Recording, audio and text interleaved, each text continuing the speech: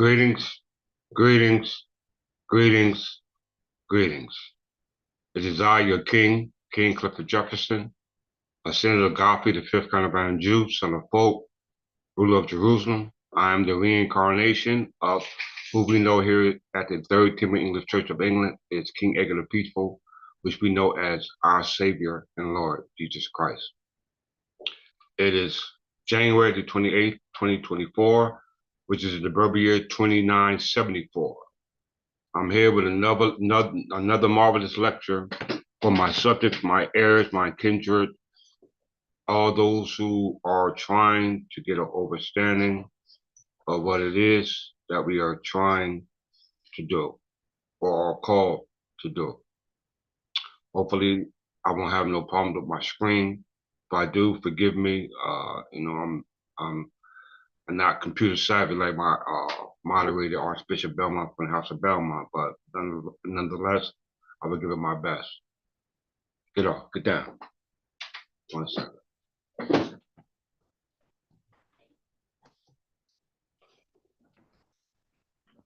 My dog trying to get in the picture. All right, so once again, this is another beautiful lesson that I'm pretty sure all those who view this platform would not want to miss. All right, you will not want to miss this one. All right, we all understand about the roles that we play in society. All right, you know, the roles we play in society is all based upon contract law. Okay, it's all based upon contract law. Everything you do from the time you wake up to the time you lay down, from the time you came into this planet and from the time you leave it, it will be based upon contract law. You know, contract is based upon parties, all right? And one party of the contract is in the controlling position because he's the creditor. The other party in the position of the contract is the one who's in the subservient position, all right? He's the obligor. I mean, he's the obligee. You got the obligor and the obligee in contracting parties in regards to what we call a contract that's binding in law. So in layman terms, we can pretty much say that one is what we call the creditor and one is called the debtor. Okay? One is the creditor and one is the debtor. We know the creditor is the lender, and we know that the debtor is the one who is obligated to pay back the lender, which is why he's called the debtor. Okay? So we are all subject to what we call a debt society. In modern day, it's called peonage. All right? You are subject to what we call debt peonage slavery. We discussed this today.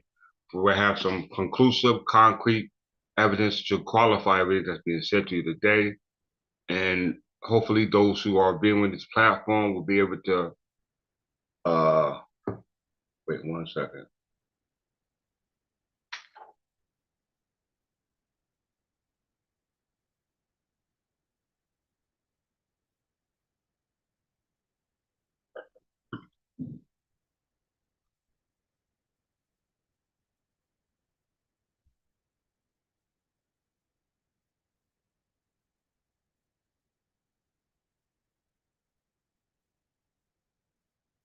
My phone playing games, but I don't know what's wrong with it. Give me 1 second.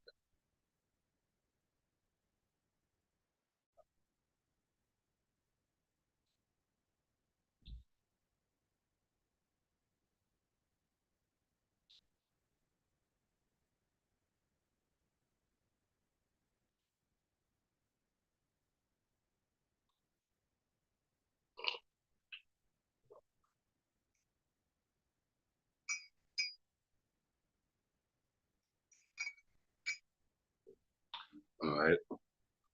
So as we know that everything is based upon contract law. Contract law is binding in the eyes of law. All right. Contract law is binding. It's an obligation that's agreed upon by both parties. Okay. Very important that we understand that. What was that thought?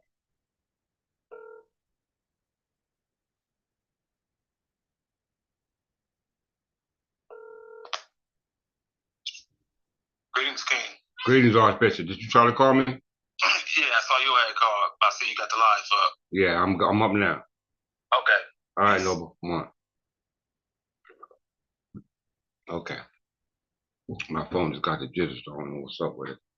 All right, so this is what we're going to talk about. Contract law. Okay.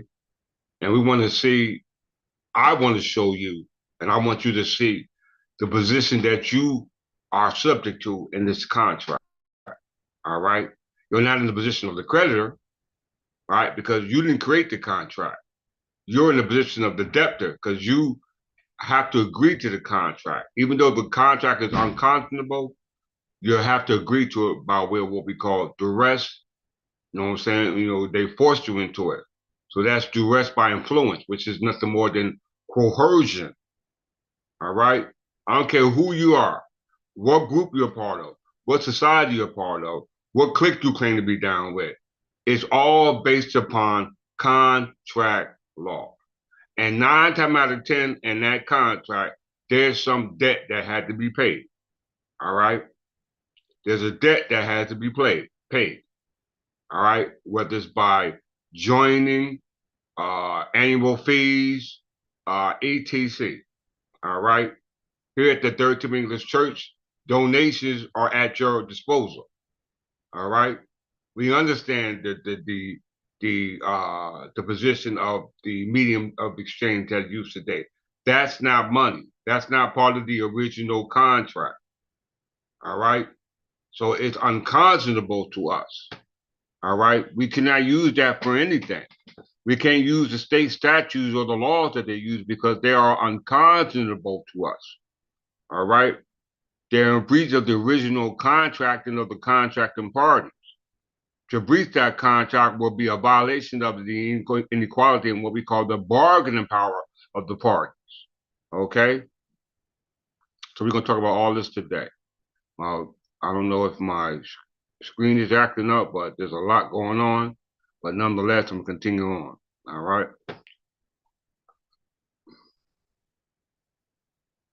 And what better source to start off with those who create the dispositions in regards to the opinions and relevance to what we call contracts. All right, and this will be no more than what we call a court of law. Okay, a court of law, because we know contracts are governed by law. All right, they're governed by law. So let's not let's just get into the context of it so that I won't hold you long and that you all can really see that you are all subject to penal slavery. All right. I don't care who you are. All right. The states are subject to this slavery. All right. It's called debt bondage. All right. The only way you can be free is from the one who's the creditor. All right. Majority of the time, people try to get out of the debt they owe by filing bankruptcy, but that won't work for the crown. You can't claim bankruptcy from the crown. Crown debt has to be paid because the crown has priority or prerogative right in all debts. All right, including you. Let's prove it.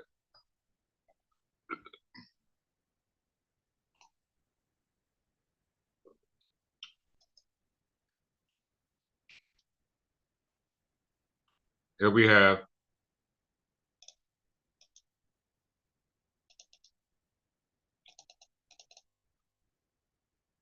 this is Edward Keesby's book titled "The Courts of New Jersey from 1661 to 1921." Let me get this book to show you.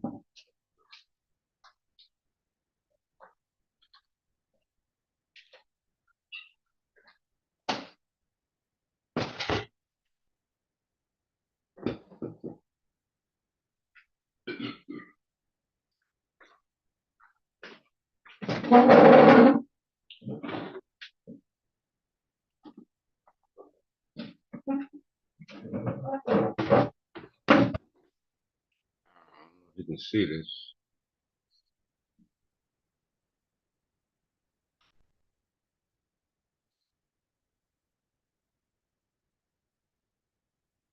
Edward Keesby. It's called The Courts of Lawyers of New Jersey, 1661 to 1912, Volume 1. This is what we're reading now, okay? Edward Keesby was a district court judge in New Jersey, all right? So this is from his disposition. All right, we're just going to brief to it, and he's going to talk about the original Constitution of New Jersey, which is we know as a contract. All right, it's a charter, it's a deed, it's a contract between the creditor and the grant and the debtor. All right, the grantor and the grantee, the lender and the lendee. All right, whatever other term you want to use for it. All right, so this is from the Courts of New Jersey, and this is from, can't see the picture too good, but nonetheless, let's continue.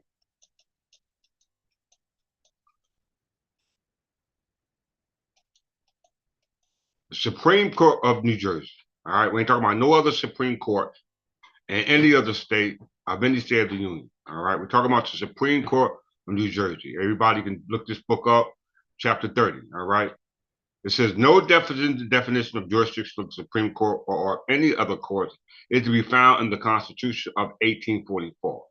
And slight mention of the courts is made in the Constitution of 1776. They're talking about New Jersey's Constitution. It was an act of the legislature of October 2nd, 1776 by William Patterson that declared that the several courts of law and equity of this state should be confirmed and established and continue to be held with the like powers under the present government as they were held at and before the Declaration of Independence lately made by the Honorable and Continental Congress. All right. So we're talking about the contract law.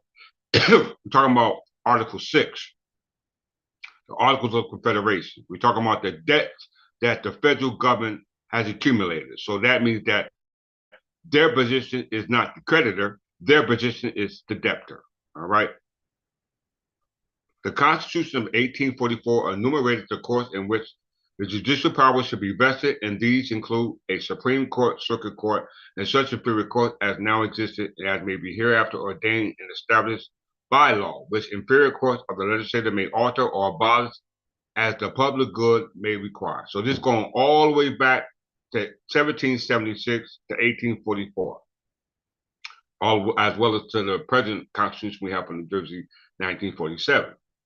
The courts so enumerated were the courts existing at that time, the circuit courts as a separate court, distinct from the Supreme Court, trying cases at the circuit had then recently been established by the statute of 1838 by the Supreme Court had existed since the ordinance of Lord Cornbury, and there had been such courts under the proprietors. So we understand the proprietors and the deeds or the patents that they got was a charter, which is a contract, all right? The ordinance of Lord Cornbury and the later ordinances declared that there was to be held an Amboy and Barton, alternatively, a Supreme Court of Judicature, fully empowered to have cognizance of all pleas, civil, criminal, and mixed, as fully and amply to all intent and purposes whatsoever, as the courts of the Queen's Bench, Common Pleas, or Exchequer, or the King's Bench, Common Pleas, or Exchequer within Her Majesty's Kingdom of England have or ought to have. All right. It is to this history and jurisdiction of this court, therefore, that we must look in order to determine whether the jurisdiction of the Supreme Court of New Jersey. Everybody hear that? I don't think you did. Because they're certainly associating the King's Bench, Common Pleas, Exchequer, and all the other branches of the King's prerogative. It's associated with the Supreme Court of New Jersey. We read it right here, all right?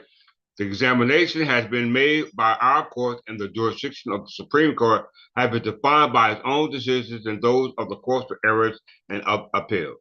It may be worthwhile for all of you who are viewing this lecture right now, however, to refer briefly to the origins and growth of the powers of these English courts, and to refer to the books in which one may seek the sources as well as follow the streams of the jurisdictions of common law. Everybody see that? The ordinary Anglo-Saxon courts of public justice were the courts in the 100 courts, all right? 100 courts are the county courts. The business of the king was not to see justice done in ordinary courses, but to exercise special and reserved power. This is called his prerogative power, all right? His priority, his jury regalia, all right? Which a man must not invoke unless he has failed to get his cause heard in the jurisdiction of his own hundred. This is called by way of petition of right. Under the early Norman king, there is the beginning of a cure regis, but it was at first in the main a court only for great men and great causes. These are the nobles. All right. These are talking about who are the citizens of the English heirs and successors. They're talking about children. The local courts, communal and signorial, were the ordinary tribunals for ordinary causes. The king's justice was still extraordinary, and if the pleas of the crown were, for the most part, heard by the sheriffs and the shermoots. Then again, the king's court was not an impermanent session. Under the two Williams, the name career regis seems to have been born only by those great assemblages that collect around the king's thrice a year when he wears his crown on the great festivals of the church. Under Henry II, something that is more like permanent tribunal, a group of justiciaries presided over by a chief justiciar became apparent. Twice a year, this group, taking the name of exchequer, sat around the checkered table, i.e. chessboard, to receive the royal revenues and audited the sheriff's account and did incident justice. From time to time, some of its members would be sent to the county to hear the pleas of the crown. The litigants who were great men began to find it worthwhile to bring their case before their powerful tribunal. In Glanville time, after the sizes of novel decisions, possessions, the grand assize and the size of mortal ancestors had made provision for deciding the rights to the possession of property. The king's court became no longer an extraordinary tribunal, but an extraordinary tribunal for the whole realm. And before the end of the reign of Henry II, we have a central court and itinerant justices, moving justices, and a trial by jury in all these societies. The result is says Mr. Holdsworth, that the cure regis draws to itself jurisdiction over criminal cases relating to the ownership and possession of land held in free tenure. In 1178, temporary of Henry II, there appears a tendency to a division in the cure regis, which became the court of common bench or common pleas, a court which should hear common pleas and not pleas of the crown. The bench in John's reign, King John, son of Henry II, son of Godfrey the Fifth, Count of Anjou, which I descended down from based off my heretical inheritable name, descendant name, ancestral name, all right? It says the bench in John's reign often sat at Westminster, but not always. And the Magna Carta provided that common pleas should cease to follow the king and should remain in some fixed place. And so the common bench became a really distinct court inferior to the court that held cure regis. All right. So it said it must be in a fixed place. All right. It must be in a fixed place. That fixed place of the king's bench was in the Supreme Court of New Jersey, because it's the article we're reading in regards to the king's bench as set forth in Edward Keithby's biography. All right. So you can all read it when you want to at your own point of time. For the sake of this lecture, I got to continue to move forward. All right. So let's qualify this. Everyone, let's qualify the Supreme Court bench and the jurisdiction that the Supreme Court have in lieu of the King's bench. Let's qualify that. We know that Lord Cornbury gave the instructions for all those who were under the authority of the crown. We know New Jersey was the provincial crown in what? 1776. And the crown is what? Perpetual. It's indefinite. All right? We must understand what's going on. Let's qualify this.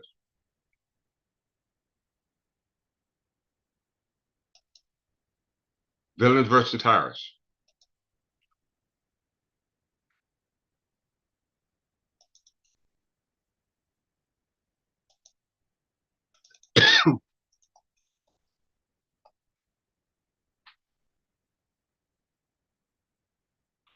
Villain versus Harris,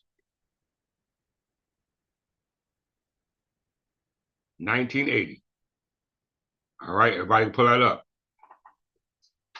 We're talking about petitioner right. You know, a petitioner right is a prerogative of the king. All right. Yes, a petitioner right is prerogative of the king, whether it's a writ of circulator, writ of mandamus, writ of quo warranto, writ of habeas corpus, writ of prohibition, and all the others. All right. These originally were prerogatives of the king. All right. Which now was claimed under the sovereignty of what we call the states, which can be done at their discretion, whether we're talking about the federal states as a union or the separate states within their own acquisition of sovereign power. All right, it says the jurisdiction of the courts arises from the statute of Title 42, United States Code. Remember, they claim their prerogative by statute. It's not the prerogatives of the king, but by statute that they inherit their priorities. All right. The provisions of the statute, taken together with the accumulated decisions and laws, make the action essentially the same in the nature and the scope of the common law writ of circulator. Not the same, but in the spirit of. All right, the common law writ of circulator, a prerogative writ. The action as well as the rule of decision is closely analogous to those governing that of a prerogative writ. The evidence consists of the records of proceedings before the administrative agency. All right, you got a rule of administrative agency and you got rules of the lawful courts. All right, you know what I'm saying? One is de facto and one is de jure in regards to the rights of priorities or the right of prerogative, which we know rightfully belongs to the king, because it was king in parliament before it was surrendered to the Articles of Confederation. All right. So the rule of decision or review of the record and whether it contains substantial evidence to support the agency decision in most cases. All right, we talk about the contract. All right. They're trying to find out if there any unconscionability in this contract. All right. That's what we're trying to find out. If there's any unconscionability in the contract. How many know what unconscionability means? All right. How many know what conscionability means? We're going to find out today. In some cases, the review may include the question whether the agency decisions correctly apply governing laws, including rules and regulations, and others may bring into question the meaning and the interpretations of that law, or its validity or the constitutionality of one provision or another, or of procedures employed, i.e., the constitutionality of it. If it's invalid, then it's unconscionable. If it's valid, then it's conscionable. Once again, if it's invalid, it's unconscionable. If it's valid, it's conscionable. All right. Since the federal courts are not courts of general jurisdiction possessing all the powers of the king's bench, they're talking about the king's bench. The king's bench is the king and his council. All right. The king and his council. That will be that of the chancellor.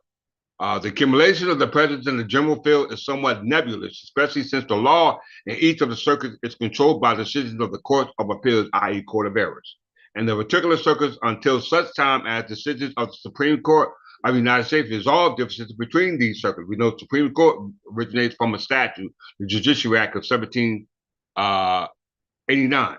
This is how the federal courts and the federal judges have their authority, but it's limited and it does not encompass the prerogatives of the king because the legislature was powerless to separate that power of the king's bench, which was actually instituted into what we call Supreme Court of New Jersey.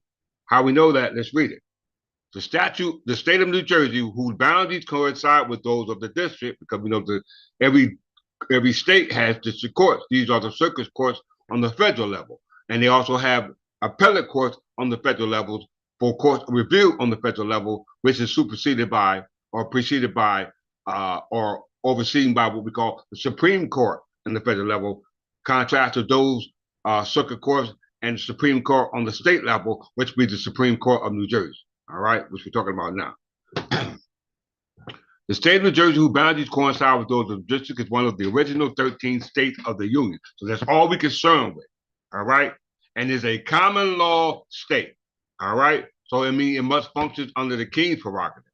The structure of the law may be looked to for the general background about prerogative writs and in general, and the writ of circulator in particular. A writ of circulator is what we call a petition of certification. All right. A petition of certification. Everybody hold that thought.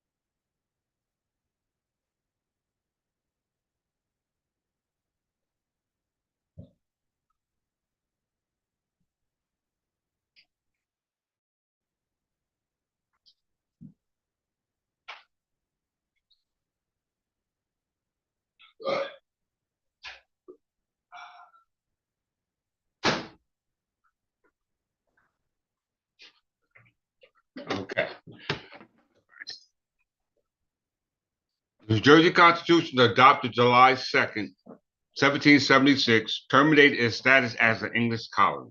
It began its acquisition of sovereignty existence as a state. All right. I said acquisition of sovereignty. And acquisition of sovereignty originates from what we call either accession, succession, conquest, prescription, overdue exposure on the land by way of what we call eminent domain power through what we call right of discovery. All right. A right of discovery. This is the acquisition of sovereignty that the states have by way of their existence coming by way of what we call statute. All right.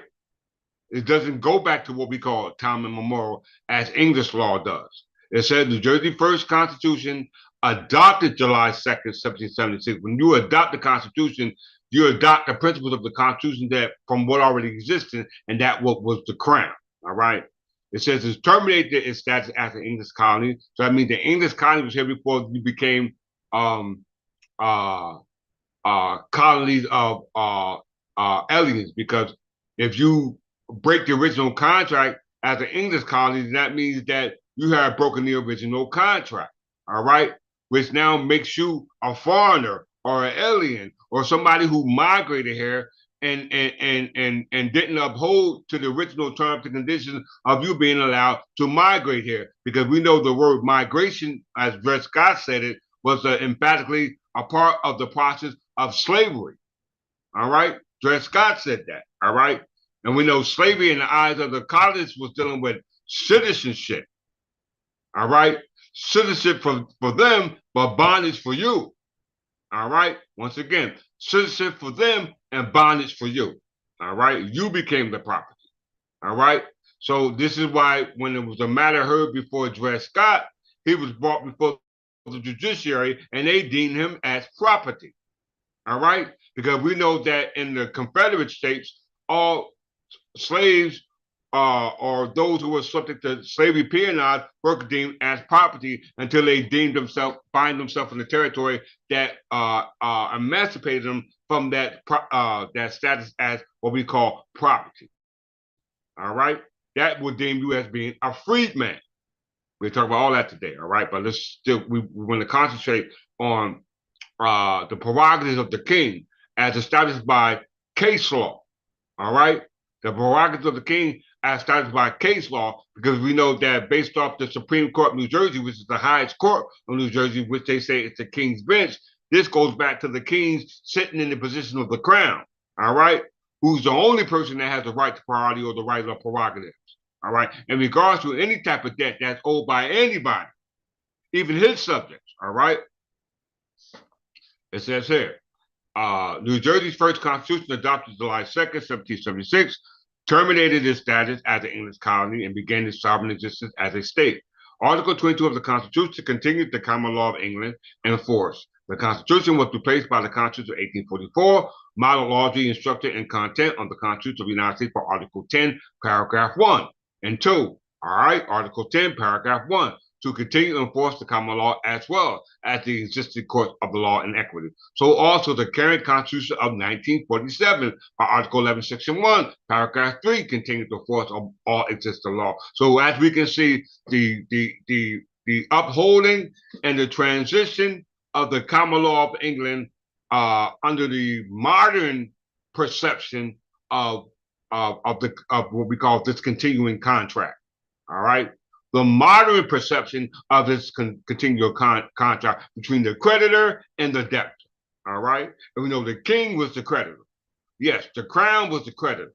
All right, it was long ago settled that the former Supreme Court, as established by the Constitution of 1844, as we read in King Edward Kesey's book, and the Supreme Court, we're reading the same thing here in case law. So you didn't just read it in this book.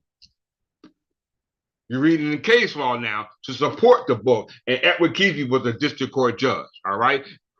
He was a district court judge. And this case is from the district court.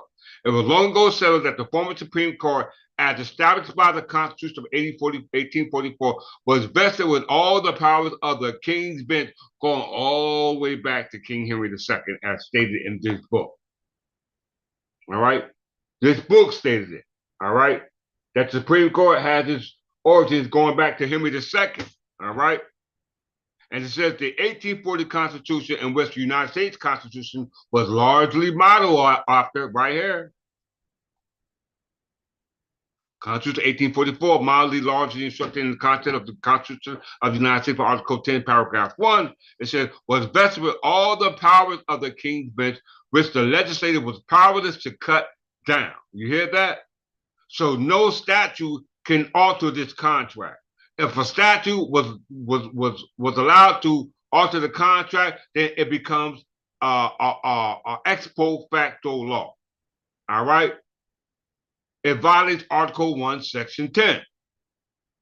All right. It says here, or to assign, it says the King's bench, which the legislature was powerless to cut down, or to assign to any other court. These principles were especially shown in the field of prerogatives, of which certiorari was one of the most frequently sought. Did you hear that, y'all? Did you hear that? Now, the Supreme Court has thought fit to take that authority from the Supreme Court, which they said the legislature was powerless to cut down, and now give it to the Superior Court of New Jersey, which is in conflict with what that case law said and what this book said. All right? It's contrary to it. I got proof right here.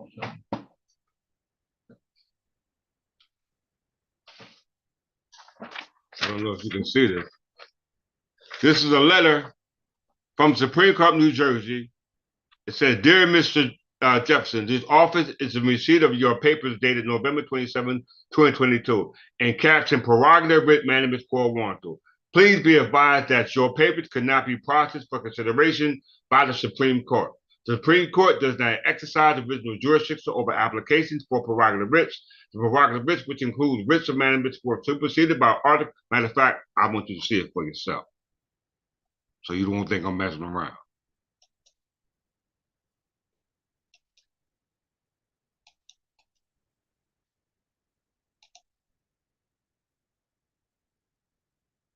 Show you how the king played chess. It's checkmate.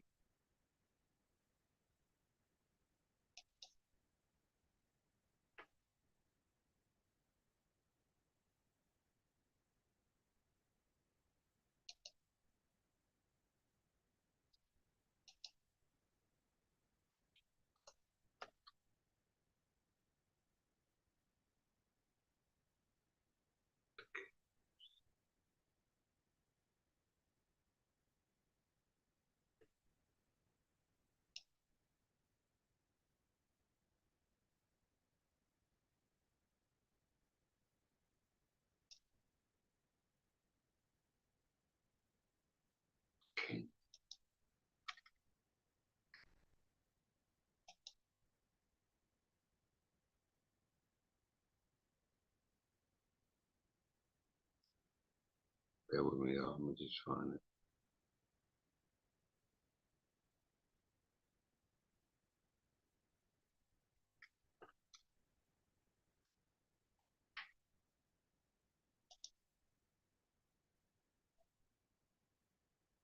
Where is it at?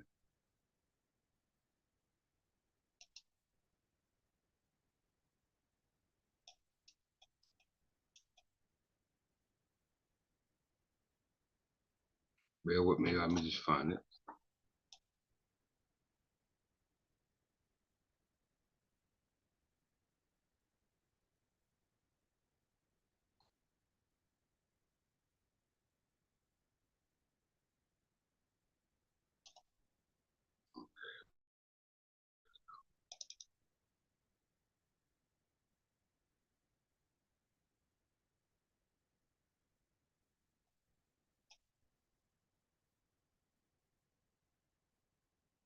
This is checkmate.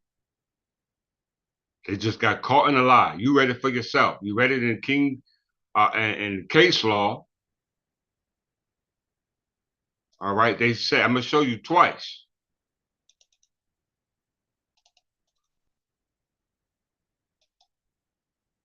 Everybody see that?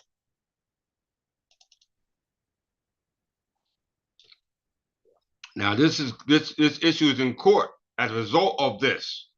All right. I have a case right in the district court right now as a result of a breach of contract with the state of New Jersey and the office of the state of New Jersey breaching their obligation to what that case law says. All right, you are the king bench. When the king petitioned the prerogative writ on behalf of himself, you're supposed to honor that, and you didn't. Why? Because you know I'm here, and you told the truth. You said, you know what, king, you're absolutely right. We violated the law, but I'm gonna tell you where you can go get your writ filed because we violated the law that we're supposed to not abandon. We abandoned it right here. Let's go back to the case law. Lynn versus Harris.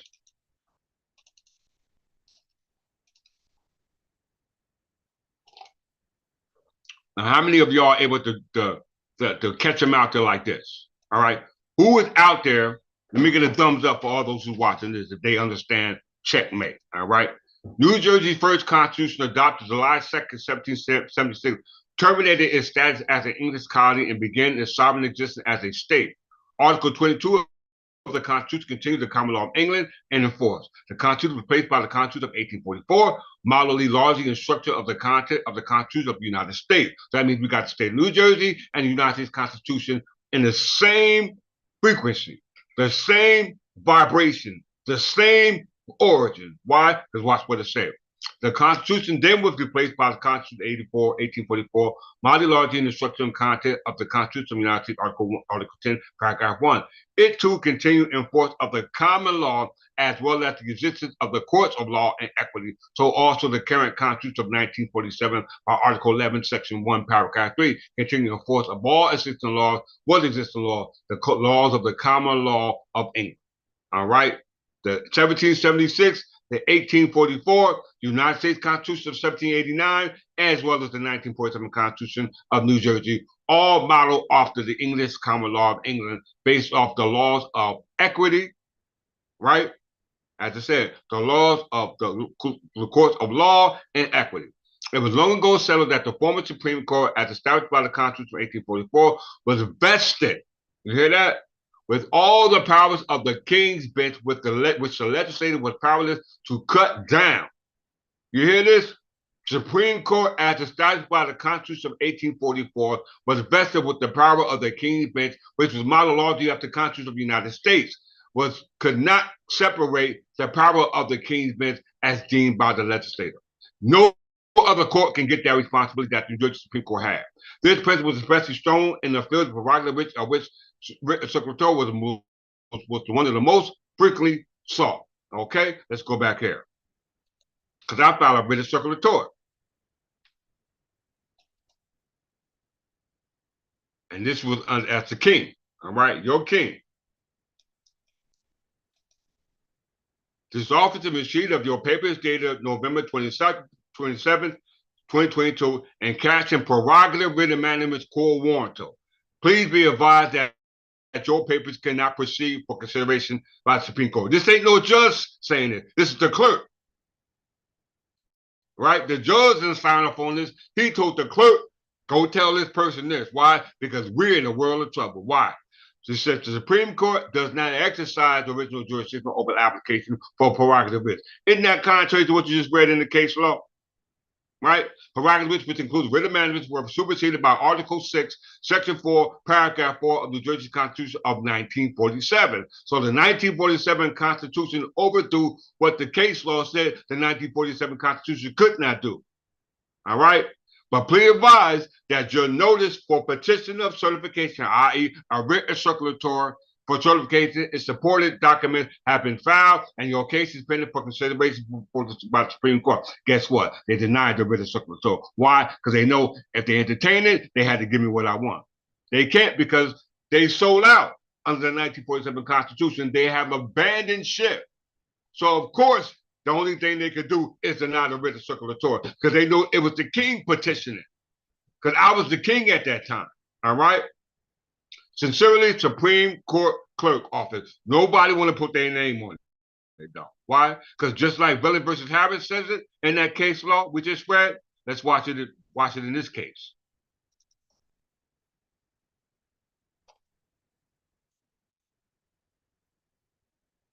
This is National Ben Franklin Fire Insurance Company versus Camden Trust Company. Supreme Court of New Jersey decision. All right. Supreme Court. This is 1956, y'all. 1956. It's going to say the same thing Billing versus Harris said.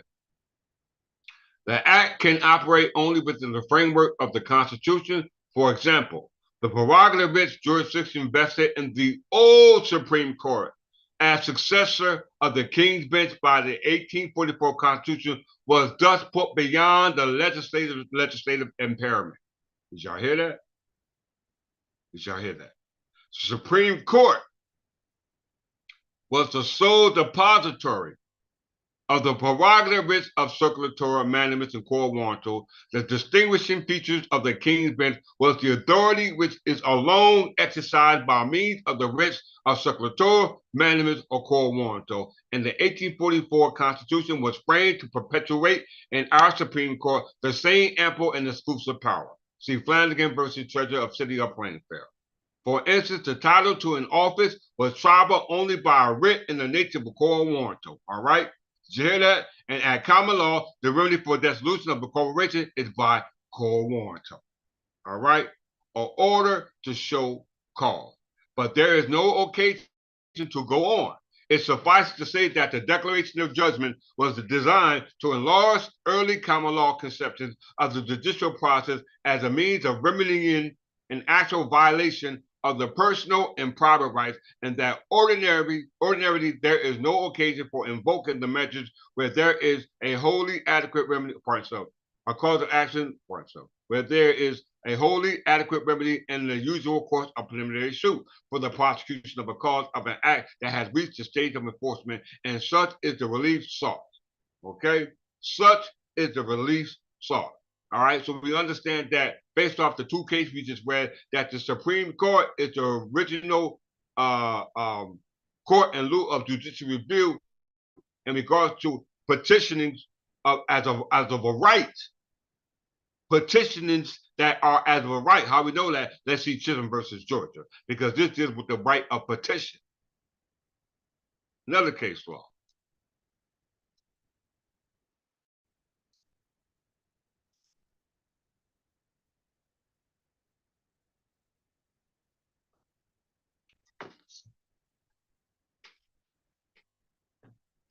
Chisholm versus Georgia. Right of petition. This is what this deal with. All right. You can see United States versus O'Keefe or Chisholm versus Georgia in regards to the rights of a person to be able to petition to receive redress for violations committed by the state, their officers, their agencies, their departments, etc. Because they all claim to have sovereign immunity. All right. But they have waived their sovereign immunity to be sued just like corporations. All right. So they had no sovereign immunity. They might have sovereign immunity amongst you, but they have no sovereign immunity to the crown because they owe a debt to the crown. Okay? They owe a debt to the crown. They are indebted to the crown. Let's prove this. It's Chisholm versus Georgia. Everybody pull it up, 1793. Now, let us consider the case of a debt due from a state. None can, I apprehend, be directly claimed. We're talking about debt. When you're dealing with debt, you're dealing by obligor and obligee. So that means the state is an obligee to a debt they owe to obligor, which is the creditor. All right? Creditor. And it's the right of those who are being deprived of their right to collect on the debt by way of what we call declaratory judgment based off the evidence that's presented in lieu of your right to collect the debt based off your priority or prerogative. Very important. Which the state doesn't have the priority or prerogative in lieu of crown property, because when property is abandoned, when it's exceeded, who received it? The crown. Let's prove it. Now let's consider the case of a debt due from a state. Remember, when we're talking about state, we're talking about the Articles of Confederation. And they said they have pledged to this debt that they owe. Everything they got, they pledged it. All right? They put it up. All right? They don't own anything. None can I apprehend be directly claimed by in the following instances. First, in case of a contract, we talk about contract with the legislator itself. Once again, first, in the case of a contract with the legislature itself. Two, in the case of a contract with the executive or any other person in consequence of any express authority from the legislator. You hear that? So a contract with the legislator and a contract with the executive branch or a contract with the judiciary branch. All those contrary to the former is a violation of the law because it's the legislator that set the standard. All right? I mean, the legislator, as we read in the two case law, was based upon the prerogatives of the king's bench, which once sought redress, it must be done to the king's bench. All right? So now, once again, now let us consider the case of a debt due from a state. None can, I apprehend, be directly claimed by, but in the following instances. First, in the case of a contract with the legislative itself. Two, in the case of a contract with the executive or any other person in consequence of an express authority from the legislator. And third, in case of a contract with the executive without any special authority. In the first and second case, the contract is evidently made on the public faith alone. Every man must know that no suit can lie against a legislative body. I can agree because the legislative body is the ones who make the laws. All right? It's the ones who make the laws. The legislative body is the laws. They're the sovereigns, okay? Its only dependence, therefore, can be that the legislator on the principles of the public duty will make a provision for the execution of their contract, and if it fails, whatever reproach the legislature may carry, the case is certainly without remedy in any of the courts of the state, all right? Or without remedy with the courts, because the courts claim to be sovereign, all right? You take an oath to them. They take an oath to God. And God was the Lord, not no abstract God, but a physical God, where they received their authority from based off their charter, i.e., their constitution. It says it never was pretended, even in the case of the Crown of England, we're talking about, that if any contract was made with Parliament or with the Crown by virtue of an authority from Parliament, that a petition to the Crown would, in such case, lie. In the third case, a contract with a governor or a state without any special authority. This case is entirely different from such contracts made with the Crown of England. Did y'all hear that? In the third case, a contract with the governor of a state without any special authority. This case is entirely different from such a contract made with the contract of England. The Crown there has very high prerogatives, and in many instances is a kind of trustee for the public interest. In all cases, represents the sovereignty of the kingdom, and is the only authority which can sue or be sued in any manner on behalf of the king in a court of justice. A governor of a state is a mere executive officer. His general authority very narrowly limited by the constitution of the state, with no undefined or disputable prerogatives, without power to affect 1 shilling of the public money, but as he is authorized under the constitution or by a particular law or statute, having no color to represent the sovereignty of the state, so as to bind it in any manner to its prejudice, unless special authorized thereto, statute.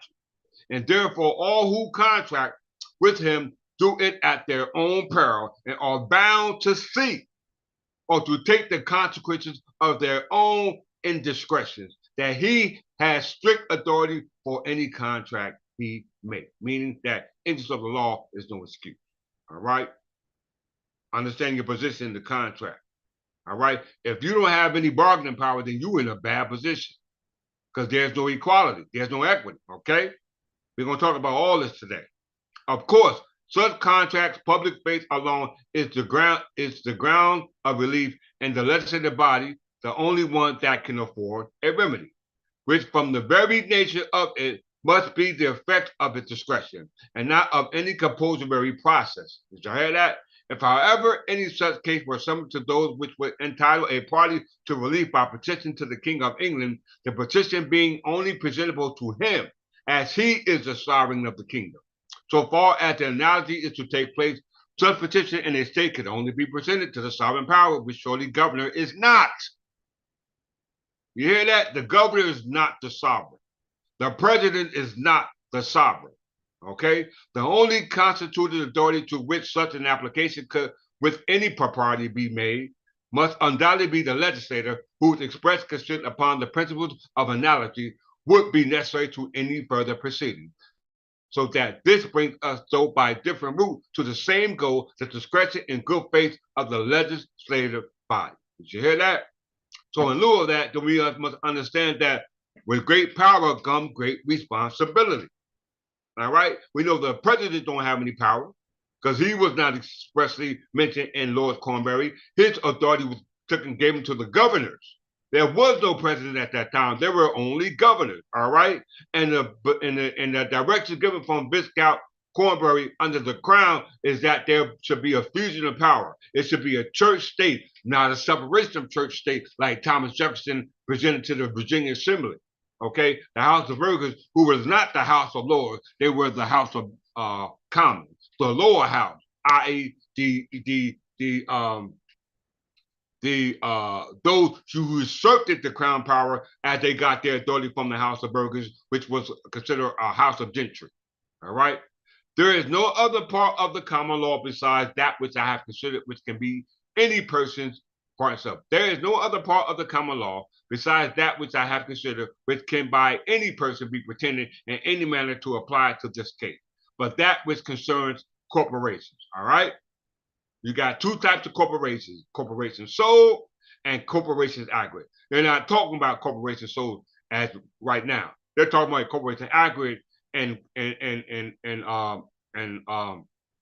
synopsis with the Attorney General and his authority from which it arises. It arises from a corporate position, a legal person, a legal fiction, an artificial person. All right. The applicability of this, the Attorney General with great candor has expressly weighed. But as I may be urged on other occasions, and as I wish to give the fullest satisfaction, I will say a few words to the doctrine.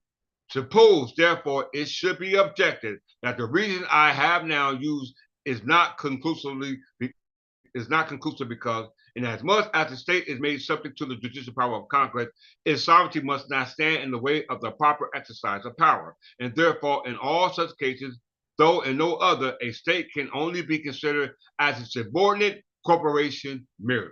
I don't care if you're talking about the separate states or the Confederate States. There are only a subordinate corporation merely. Why? First answer. First, that this construction can only be allowed at the utmost upon the supposition that the judicial authority of the United States as it respects the state cannot be effectuated without proceeding against them in that light. A position I by no means admit. Second, that according to the principles I have supported in this argument, admitting that states ought to be so considered for that purpose, an act of the legislature is necessary to give effect to such a construction, unless the old doctrine concerning corporations were naturally applied to this particular case. All right. The old doctrine on corporations it's a note to that of what we call the corporation sole contract, that of aggregate corporation, which they're going to break down now in this case law. It says, third, that it is evident that the Act of Congress has not made any such provisions in this case. Grounded on any such construction, so it is to my mind perfectly clear that we have no authority upon any supposed analogy between the two cases to apply the common doctrine concerning corporations to the important case now before the court.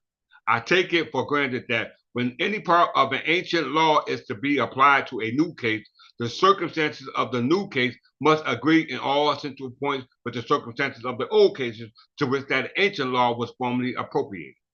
Now there are, in my opinion, the most essential differences between the old cases of corporations to which the law intimated has reference, and the great extraordinary cases of states separately possessing, as to everything simply relating to themselves, the fullest powers of sovereignty, and yet some other defined particular subject to the superior power composed out of themselves for the common welfare of the whole. The only law concerning corporations to which I conceive the least reference is the common law of England on that subject. Okay, so versus their modern understanding of corporations versus the true origin of corporations going to that as established by the common law of England on that subject. I need not repeat that the observations I made in respect to the operation of the law in this country. The word corporation in its largest sense has a more extensive meaning than people generally are aware of. I'm talking to all of you who claim to be persons. You're not a natural person. You're a corporation as a result of the jurisdiction that you came to be subject of. Why? Because you have now separated yourself from this body of politics. You're a part of the state, not the church, right? Because the church is a corporation soul, i.e. the crown, all right? Versus that of an active corporation, which is a state, which is made up of collective, artificial people, all right? Yes, artificial people. You're just no different than a person working at McDonald's, all right? When you go home and punch that clock, you're back in your private self. And now ask yourself, who are you in your private capacity? Do you know? No. It's already on the record. You have a contract. All right? You don't have nothing to identify with in regards to your legal standing in law. All right? You are a debtor. You are obligated by way of a contract to the creditor. Yes, you are. Let's prove it. The king according in England is called a corporation. You hear that? So also by very respected authorities shepherding his abridgment is the Parliament itself. In this extensive sense, not only each state singly, but even the United States may without impropriety be termed a corporation. I have therefore, in contradiction to this large indefinite term, used the term a subordinate corporation. All right?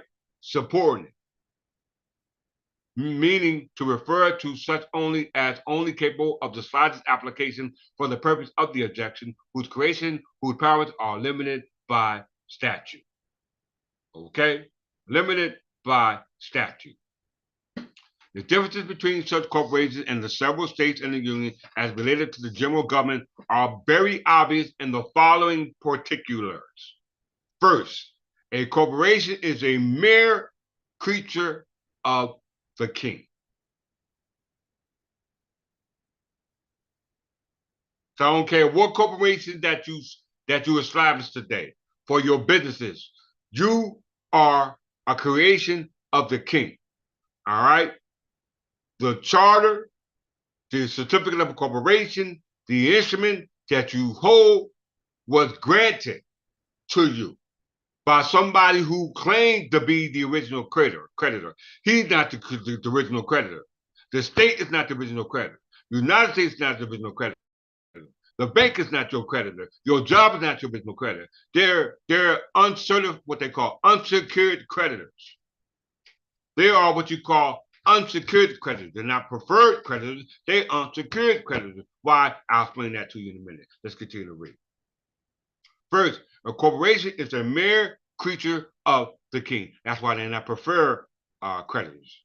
They're unsecured creditors because you were created by the king. If you give somebody else credit, then that means that you're not a creditor. You might be a creditor, but it's unsecured because you're still a debtor. Everything that the states get as a result of their unification with the United States becomes the creditor by surrendering everything that you had under your sovereign power and giving it to the United States, which the United States pledged. If you pledge something, meaning that you give something up as a result of an obligation, all right? That's a contractual agreement for something that was given to you, because something must be pledged for something that's given on credit. That's called debt. All right, that's called debt. So when a corporation is granted on behalf of the king or parliament, then they are your debtors. They are the debtors. You read it for yourself. So if a contract was made with a debtor and then they're saying that you're the debtor, then that's called an unconscionable contract. Why? Because the position as the creditor and debtor has changed. I ain't talking about everybody out there. I'm just talking about English. You are the creditors. All right? You don't supposed to be subject to our contract in the debtor's position. No, you're not supposed to. We're going to prove that. First, a corporation is a mere creature of the king or parliament, very rarely of the latter. So if it's of the latter, then something's wrong with that.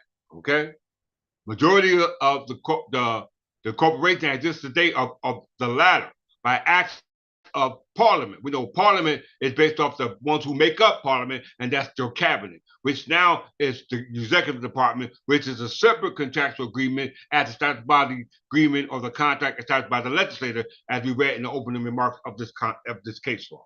Okay, it states that a state does not owe its origin to the government of the United States in the highest or in any of its branches. It was in existence before it. It derives its authority from the same pure and sacred source as itself, the voluntary and deliberate choice of the people. Second, a corporation can do no act but what is subject to the revisions either of a court of justice, contract, or some other authority within the government. A state is altogether exempt from the jurisdiction of the court of the United States or from any other exterior authority unless in special instances where the general government has power derived from the Constitution itself.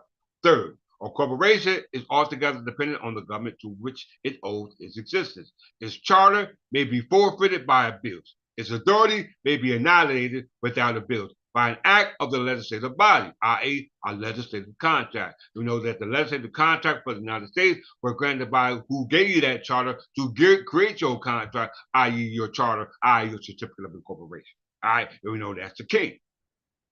We know that's the king. The people of the states, created the people of the states, can only change its constitution. Upon this power, there is no other limitation but that imposed by the Constitution of the United States, that it must be a republican form of government. I admit miniature distinctions. These are so palatable that I never admitted that a system of law calculated for one of these cases is to be applied as a matter of course to the other, without admitting, as I can see, that will be distinct boundaries of law and legislation may be confounded in a manner that will make courts arbitrary and effect makers of a new law instead of being, as certainly they alone ought to be, expositors of an existing one. If it should be insisted that though our state cannot be considered upon the same footing as a municipal corporation, have been considering yet as relative to the powers of the general government, it must be deemed in some measures admitting that to be the case, which is to be sure is so far as the necessary execution of the powers of the general government extends. Yet, to whatever character this may place a state that can only afford a reason for a new law. Where we want to go with that? I think I missed it.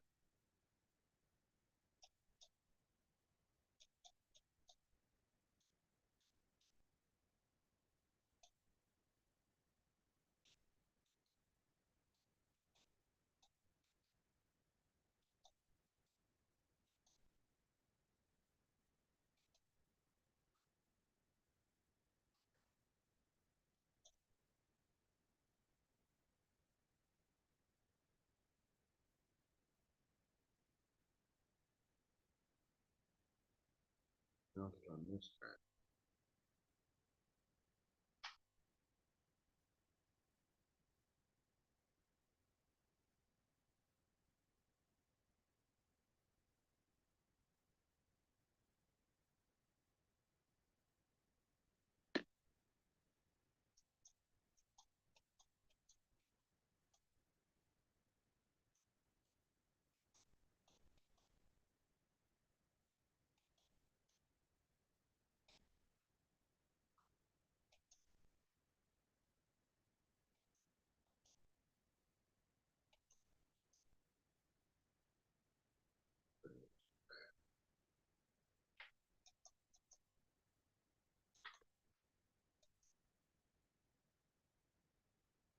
Right here.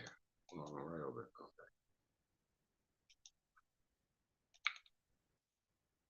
The only law concerning corporations to which I can see the least reference is to be had in the common law of England on the subject. I need not repeat the observation I made in respect to the operation of the law of this country. The word corporation in the largest sense has a more extensive meaning than people generally are aware of. Anybody politics sole or corporate or aggregate, whether it be power to be restricted or transcended, it is in a sense a corporation. So the difference between a sole corporation and the aggregate. When we say sole, we're not talking about a sole proprietorship. No, that's not what we're talking about. That's not what they're talking about. They're talking about a corporation sole. And we already know what a corporation sole is, so I'm not going to go through it. We're just showing you that in lieu of a debt, the debt right or to collect a debt is in the king or the crown. Okay? But this was the argument dealing with this Children versus Georgia case. Where's it at?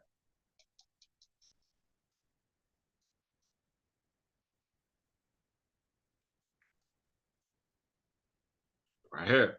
Talking about a debt. Case of a debt. All right, so let's really talk about that, since this is what we're talking about. The majority of us are assumed to be debtors.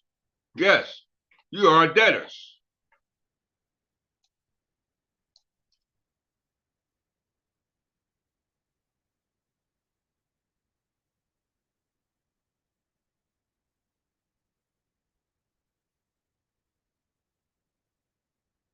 Okay.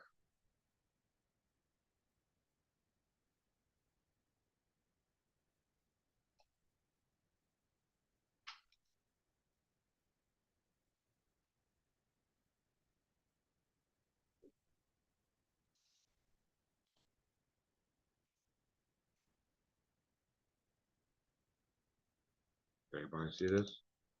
English contract law. We're talking about contract law. Everything is a contract, okay? So we need to get a basic understanding of contract, because everything you do and you encounter in your life is based upon contract that's forced upon you. And as a result of you not understanding contract law and not understanding the terms and conditions of contract law, then it becomes forced upon you because of your ignorance. All right? This is called coercion. This is called coercion. I ain't talking about nobody else. I'm talking about English people. We have been coerced into a fraudulent contract. The substance of the crown has been coerced into a fraudulent contract by those who are claimed they have the right to establish the contract or to make a contract. When you don't have the right to make a contract, because we know that the corporations were created from a contract. All right? Those corporations then made contracts that bind you to those corporations based off contract. And if you don't understand the origin of contract, then the contract becomes unconscionable. Yes, it becomes unconscionable. Why? Because the contract is invalid. It was made based off your ignorance. And we know in the law, there's no excuse.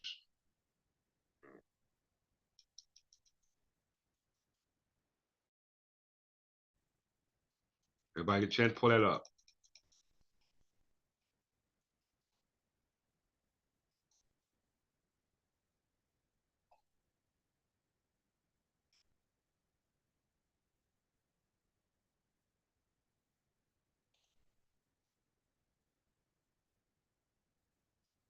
All right, everybody pull that up.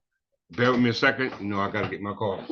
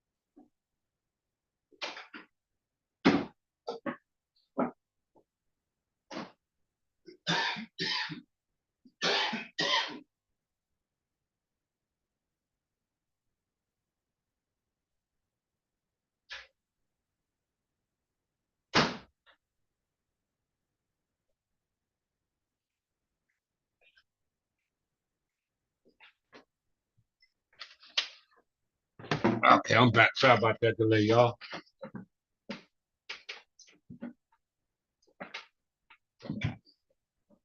And once again, we English, right? So we don't want to understand contract law from any other perspective than that of English, right? Very important.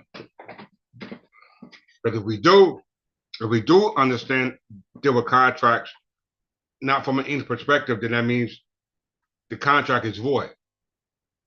All right. But you won't know it's void if you don't understand contract law. When you understand contract law and in regards to reference to you being English, then that means that you understand that those contracts that are not of English is unconscionable. All right. And if it's unconscionable, people can be sued. All right. Which is the case at hand. Case in point.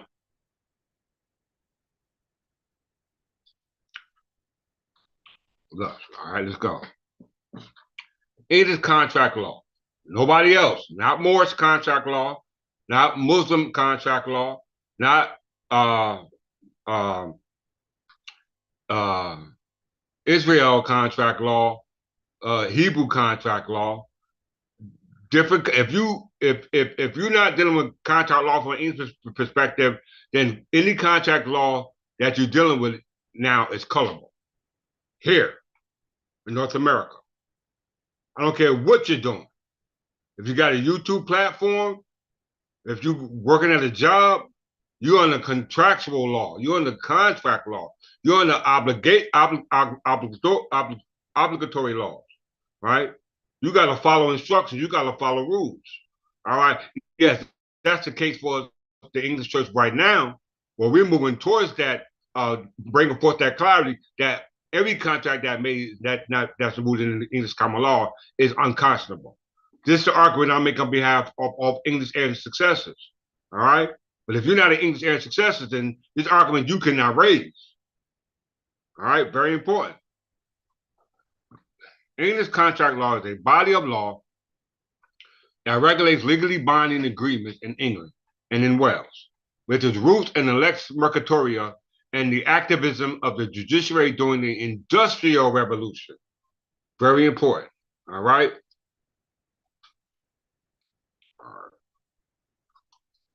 It shares a heritage with countries across the Commonwealth, from members of the European Union's continuing membership in UNIDROIT, continuing unions. It shares heritage with countries across Commonwealth such as Austria, Canada, and India, from memberships of Eastern Europe, continuing memberships in UNIDROIT, and to lesser extent in the United States. Any agreement that is enforceable in a court is a contract. A contract is a voluntary obligation.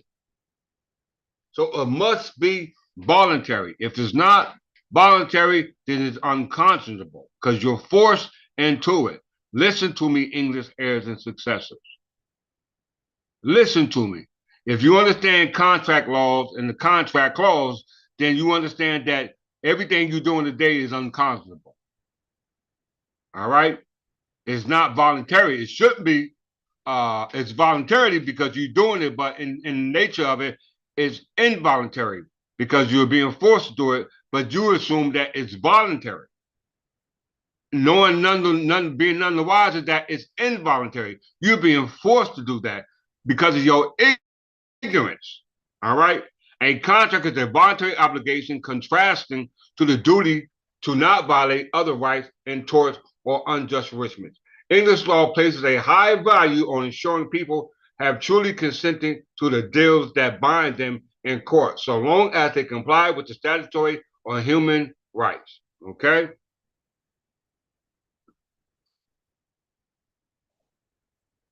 I'm only talking to English.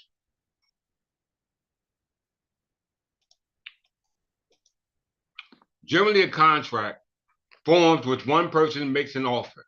Another person accepts it by communicating their assenting or performing their obligation offered terms. This is obligation. If the terms are certain and the parties can be presumed from their behavior to have extended that the terms are binding, generally the agreement is enforceable. Okay? So if you voluntarily agree to a contract, being a party to that contract, and if you agree with it based off accepting it, based off the terms and conditions, then the contract becomes valid. Okay? Let's read further.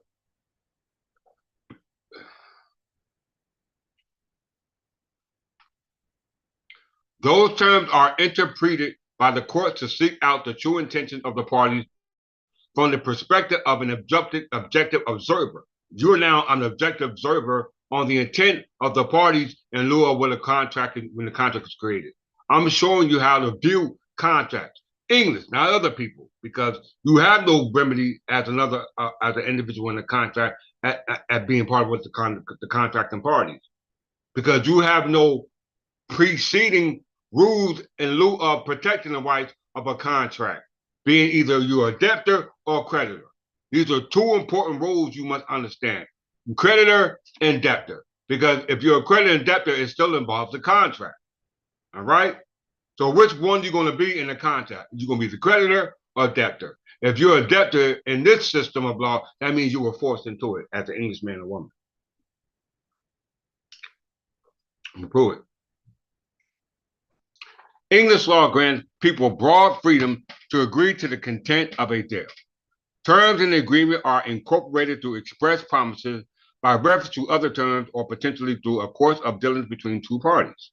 Those terms are interpreted by the court to seek out the true intentions of the parties from the perspective of objective observer in the context of their bargaining environment. You hear that?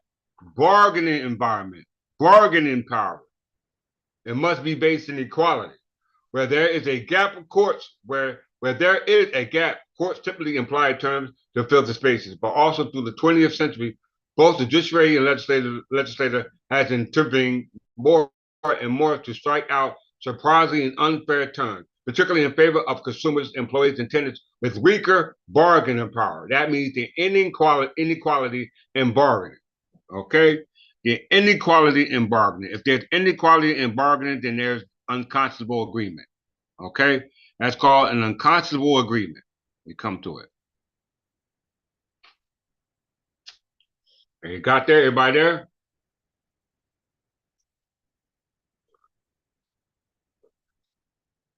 Unconscionable agreements can be escaped. You hear that? You have a remedy now. Unconscionable agreement or unconscionable contracts. Unconscionable obligations. All right? Unconscionable agreements can be escaped where a person was under duress or undue influence, or their vulnerability was being exploited when their unstability agreed to the deal. Children, listen, y'all, because most of y'all are children right now, i.e., 99% of y'all are children. Children, mentally incapacitated people, and companies. Did you hear that? Children, mentally incapacitated people, and companies whose representatives are acting wholly outside of their authority are protected against having agreements enforced against them where they lack the real capacity to make a decision to enter into an agreement. Some transactions are considered illegal and are not enforced by courts because of the statute or on grounds of public policy. In theory, English law attempts to adhere to the principles that people should only be bound when they have been given their informed and true consent to a contract. All right? Your true consent to a contract.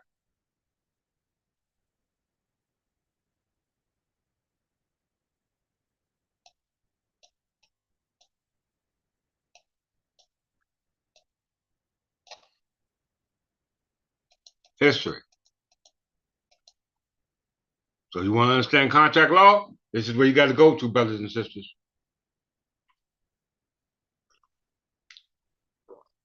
You see our seals, right? Right there. You see our seals. So we're only picking off where we left off. This is called incorporating through the constituent corporation.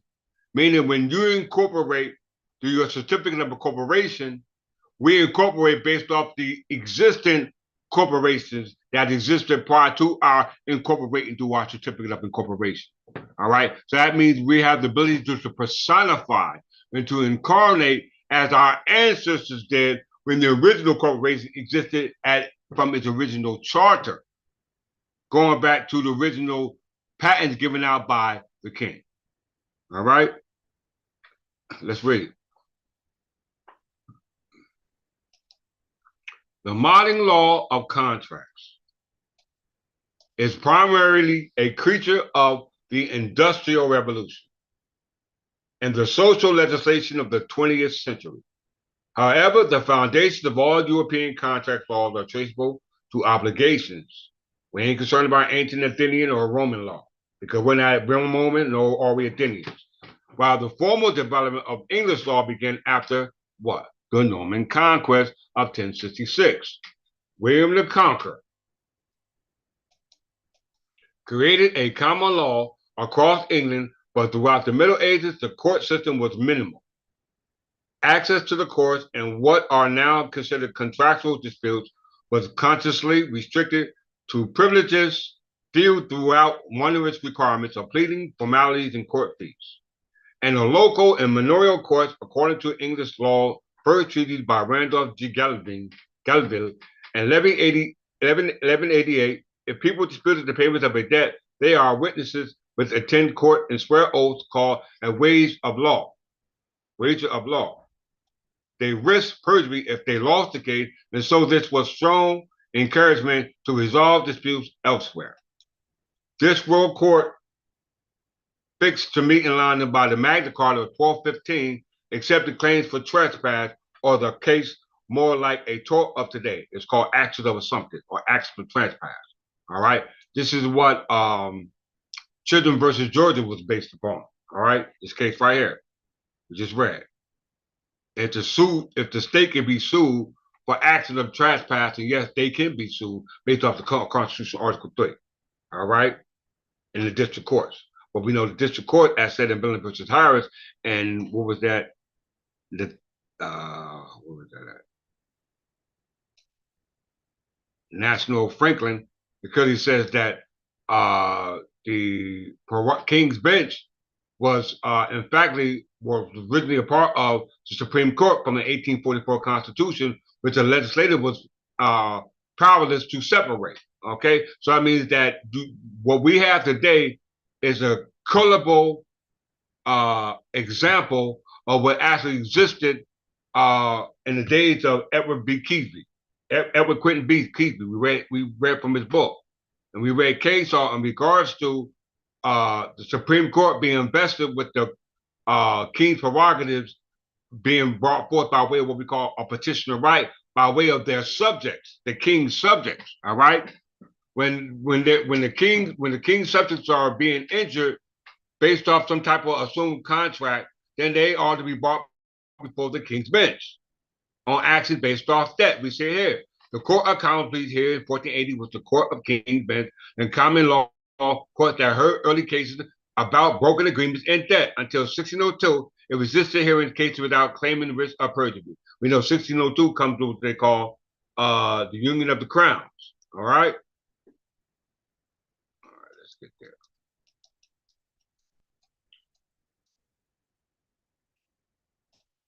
Okay, so contract law, if it's unconscionable, then it's a violation of law. So what is unconscionable contract?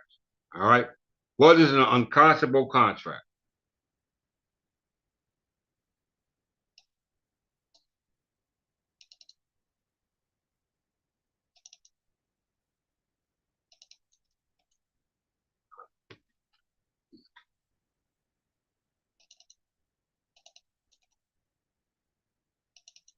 Unconscionability in English law.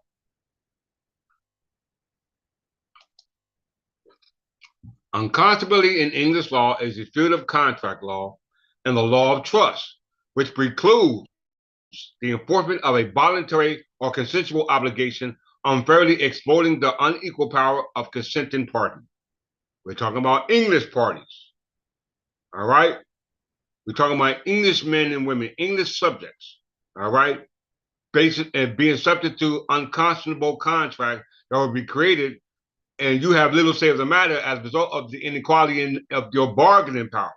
All right? Which is a result of undue influence, which was caused by duress and exploitation of your weakness. All right? Until today. Until today. That stops today. All right? Unconscionability in English law is a field of contract law and the law of trust that precludes the enforcement of obligations that were done without consent of the parties being aware of the contract agreement that was done that was caused by what we call undue influence or duress. It is another term used for express essentially the same idea for the same area of law, which can in turn be further broken down into cases on duress, undue influence, and exploitation of weakness. In these cases, where someone consent to a bargain was only procured through duress out of undue influence or undue several external pressures that another person exploited, courts have felt it was unconscionable, contrary to good conscience, to a forced agreement. Any transfer of goods or monies made back may be claimed back in restitution and the basis of unjust enrichment subject to certain defenses. So this was happening when you get a traffic ticket. All right? This was happening when you get a traffic ticket. This was happening when you get a bill in the mail. All right? This is an unconscionable contract. I'm not talking to American citizens or foreigners, migrants, Moors, Hebrew Israelites. You're in a whole nother jurisdiction. All right? I can't argue for you. But based off the conscionability in contracts, based off English law, these contracts are unenforceable. Why? Because they're based upon the inequality of the bargaining power that English people actually have. You have more bargaining power than you know. But before we go into that power, let's go into the wavering of that power. Yes, you waive that power by being something other than being English. And as a result of that, you have an inequality in bargaining power. What's that?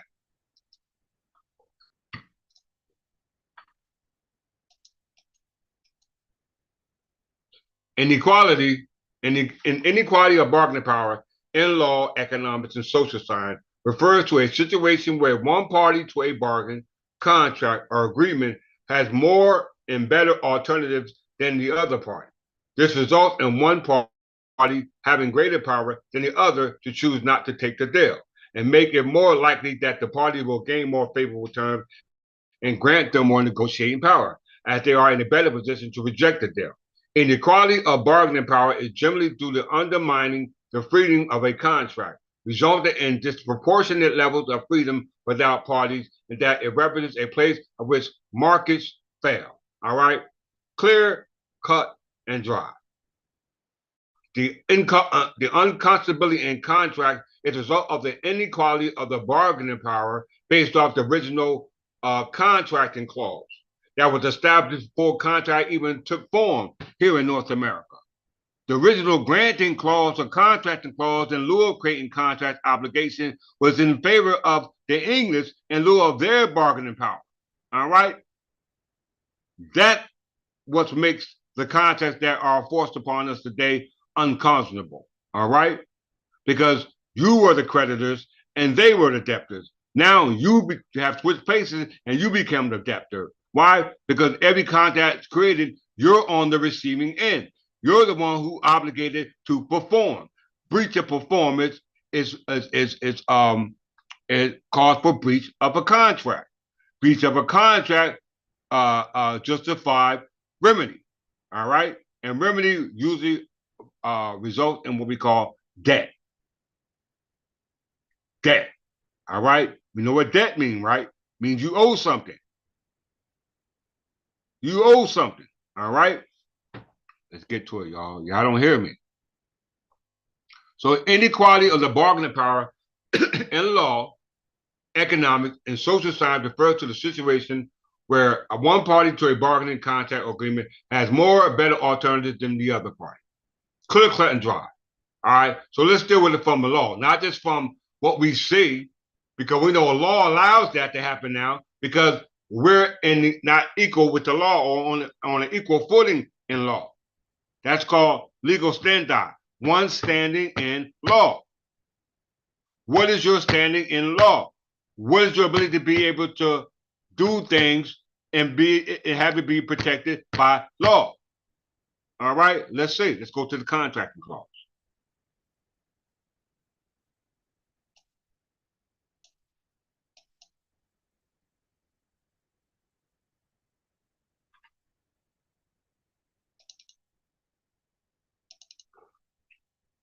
Contract clause.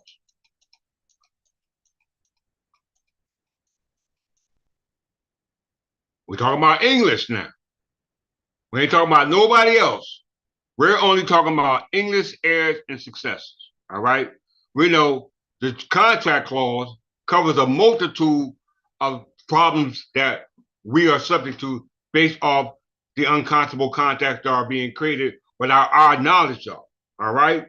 But there's a remedy for it. That remedy is a petition of right to the king. All right. A petition of right to the king for redress, for discernment and the review of the unconscionable contracts were created that's not based off what we call the contract law. Because every contract that we have now is unconscionable by way of the language in the contract. It violates the contract clause. What is the contract clause? Article 1, Section 10, Clause 1 of the United States Constitution, known as the Contract Clause, which imposes certain prohibitions on the states. All right? This prohibition are meant to protect individuals from intrusion by state governments and to keep the state from intruding on the enumerated powers of the United States federal government. So now it just does not go just for the states, but the United States, i.e. your federal governments, on limitations of what they can do in regards to contracting with individuals, and individuals have yet to be defined. Because English people are not individuals. Individuals are legal persons, corporations. All right? That's an individual. All right? Among other things, this clause prohibits states from issuing their own money and from enacting legislative relieving particular persons of their contractual obligations. Although the clause recognizes people's right to form contracts, it also allows the government to create laws barring contracts offending a public policy, such as a contract for sex, child labor. Likewise, though prohibition for creating a state currency, states are not barred from making gold and silver coins a tender in payment of debt. So when you're dealing with the original contracting clause in regards to prohibitions of the states and the states as of on the federal unification of what they could do and what they could do now in regards to contracting. All right? We know contract is based on obligation. And usually the obligations in contract with the state or the federal government, we're on the receiving end. So that makes us what? Debtors, not creditors, debtors. All right? Let's show us being debtor because we can't be the creditors based off the language of the contract clause. Let's see. Because the power is in the people. No state should enter to any treaty, alliance, or confederation. That's what you did. You entered into a confederation. You weren't supposed to do that. You pledged yourself under the crown. when the crown was already in position. It had its laws already in position. It had its economic system already in place. It had its due process laws already in place. All right? Dealing with those nobles. All right? Dealing with those heirs. Dealing with those successors, who are the English. All right? But if you're not English, then you're not subject to the English laws and the protections of the laws, which is in this contract clause here, which is a prohibition that the states and the federal government cannot do. What does it say? No state shall enter any treaty of alliance or confederation, grant letters to marquis reprisal, coin money or emit bills of credit, make anything but gold and silver coins of tender in payment of debts, pass any bills of attainder, ex post facto laws, or law impairing the obligation of contract, or grant any title of nobility. So if they're doing this, then those laws are unconscionable. This is what's being done. Bill of attainders, you know what I'm saying? Every time you get stopped by a traffic light, traffic cop, bill of attainder. Trespass law, ex post facto laws. These are the laws that are amended by state statute, i.e., by laws enacted by your governors, by your presidents, all right, as executive orders. These are ex post facto laws, all right? Gold and silver not being used, legal tender being deemed, paper currency being deemed lawful. These are unconscionable contracts that we unlawfully subject ourselves to because we don't know our rights as English people. Very, very, very important. All right. It violates the original treaties, alliance, or confederation that you had under the Articles of Confederation. All right. Why? Because you were the debtors. It says under the Articles of the Confederation, under the what they call the engagement clause, that you pledged everything that you had. All right. You pledged it. Bills of credit, legal tender, bills of attainders, impairing the obligations of contracts. Very important. The framers of the Constitution added this clause in response to the fear that states will continue a practice that had been widespread under the Articles of Confederation, that of granting private relief. Legislators would pass bills relieving particular persons, predictably influential persons, of their obligation to pay their debt. Y'all better listen to me because I'm about to go with this now. All right? Y'all better listen real good. You better listen. It was this phenomenon that also prompted the framers to make bankruptcy law the province of the federal government, a way to escape debts by claiming bankruptcy is not going to work with the crown. It's not going to work with the crown. Let me show you.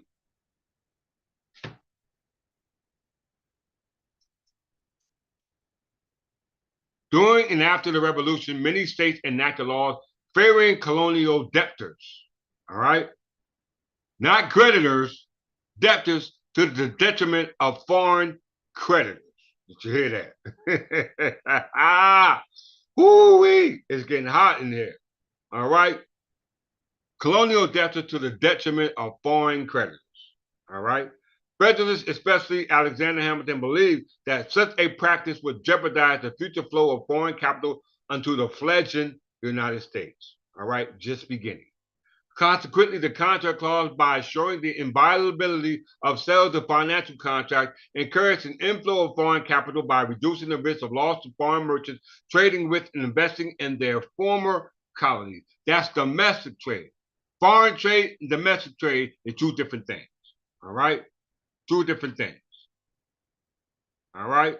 So now that they just let the full rabbit out the let the cat out the bag. All right.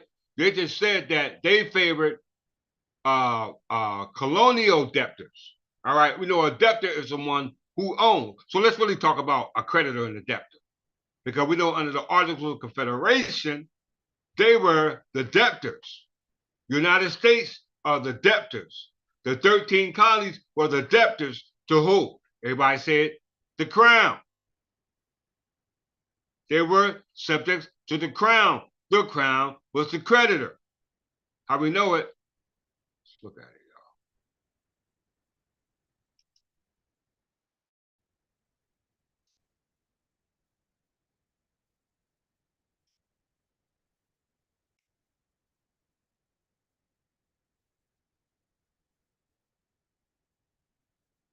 First, let's just get some statutes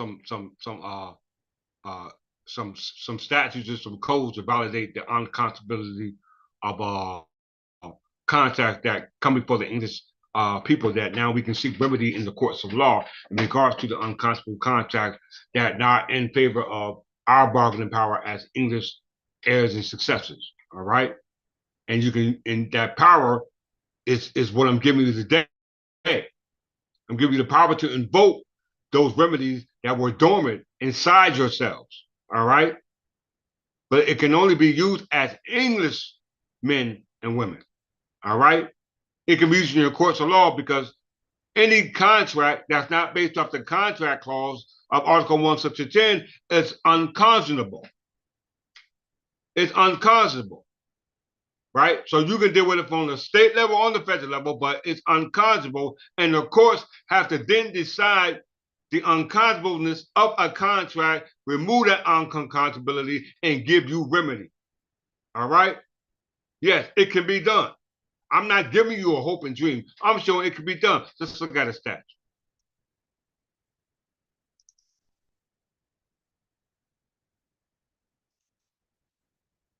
Commercial transaction, commerce, trade. All right? We're dealing with commerce and trade. Business. All right? Business. This is a New Jersey revised statute. Unconscionable contracts or clauses. If it's commercial, it's unconscionable. Because commerce, domestic here in North America, because they're forbidding under the Articles of Confederation to international trade. All right? So to English, this makes all contracts done in the states or the United States unconscionable, based off the contract and the clauses that make up the contract. All right? That's why I said Article 1, Section 10, contract clause. Contract clause.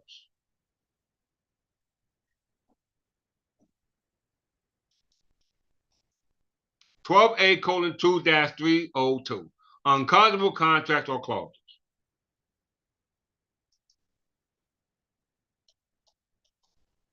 If a court, as a matter of law, finds the contract or any clause of the contract to have been unconscionable at the time it was made, the court may refuse to enforce the contract, or it may enforce the remainder of the contract without the unconscionable clauses, or it may so limit the application of any unconscionable clause as to avoid any unconscionable result. Everybody see that? What does unconscionable mean? Everybody know what unconscionable means. An invalid contract. Why? Because the inequality in the bargaining power. Right? Every contract that's given to you, it puts you on the receiving end. It makes you as the debtor when you actually the creditor. You know you're the creditor because based off the contract clause, everything that they're doing is forbidding in the contract clause, which is where you have to enforce. That's the legislator. You have executive contracts. It's where you get the amending of the amending or the creation of the ex post facto laws. And you got the legislative contract, which forbid or forbid the creation of executive contract clauses. All right, because there were those that preceded the executive contract clauses, which were the legislative clauses, i.e., the original contracting clause. All right, you cannot do this. All right. 2, when it is claimed or appears through the courts that the contract, or now remember, you guys be specific in these courts, because the courts are the ones who are enforcing these unconscionable contracts, because you are unconscionable about contract law. So you are unconscionable about contract law, and you're the one in the court. What does that tell you? You are unconscious. You're unconscious. When it is claimed or appears to the court that a contract or any clause thereof may be unconscionable, the parties should be afforded a reasonable opportunity to present their evidence as to the commercial setting, purpose, and effect to aid the court in making that determination. Everybody see that? Now, don't that sound good, y'all? Now knowing that you can now go down and argue that the light bill is unconscionable. This is an unconscionable contract. Why? Because it was not it was not it's not uniformly with the original contract clause in Article 16010. All right. So under the state statute, you have the right to determine what's unconscionable about this contract, because we, as English people, the only way we can pay our debts is through gold and silver. All right. You took that right away from us when you passed this ex post facto laws or these ex post facto de facto law decisions, or by appairing the laws of obligation of a contract, because contract law based upon the contract clause says that the contract can only be filled by paying with gold and silver for public and private debts. All right. Let's go to the code.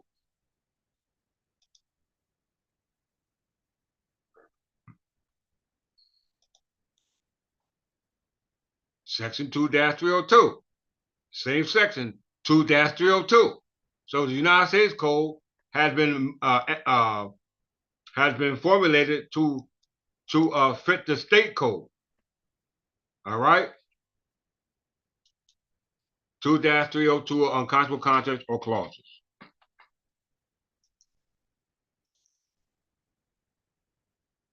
If the court, as a matter of law, finds the contractor any clause of the contract to have been unconscionable at the time it was made, the court may refuse to enforce the contract, or may enforce the remainder of the contract without the unconscionable clauses, or it may so limit the application of any unconscionable clause as to avoid an unconscionable result.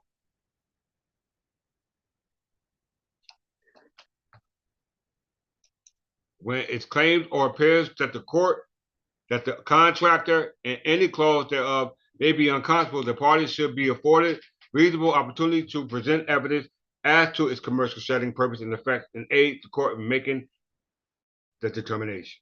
Okay? So there's your remedy right here, English people, English subjects.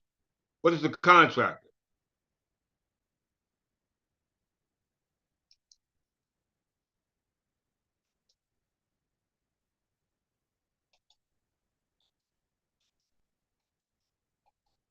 Oh, they don't define that, though. You don't see the definition there, though. Right? They're the contractors. All right? They're the contractors. All right, so we know that the contracts that they make only requires two positions, right? The creditor and the debtor. Yes, the creditor and the debtors. Now, we haven't made debtors because we receive services from the creditor, i.e. the grantor. When it was an actual usurpation of that which the so-called creditors have, that actually belongs to the so-called debtor. All right? And that's a result of the usurpation of our rights as Englishmen and women.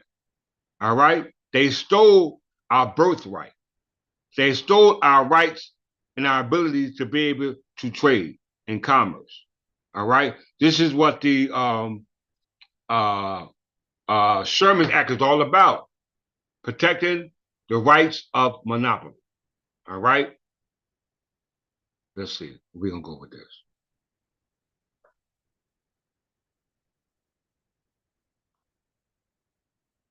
We don't want to go here.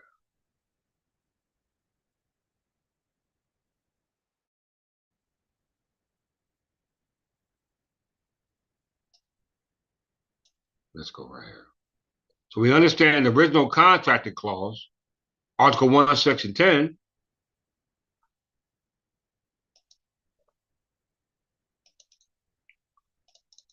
also encompasses the impairing of the obligations of contracts.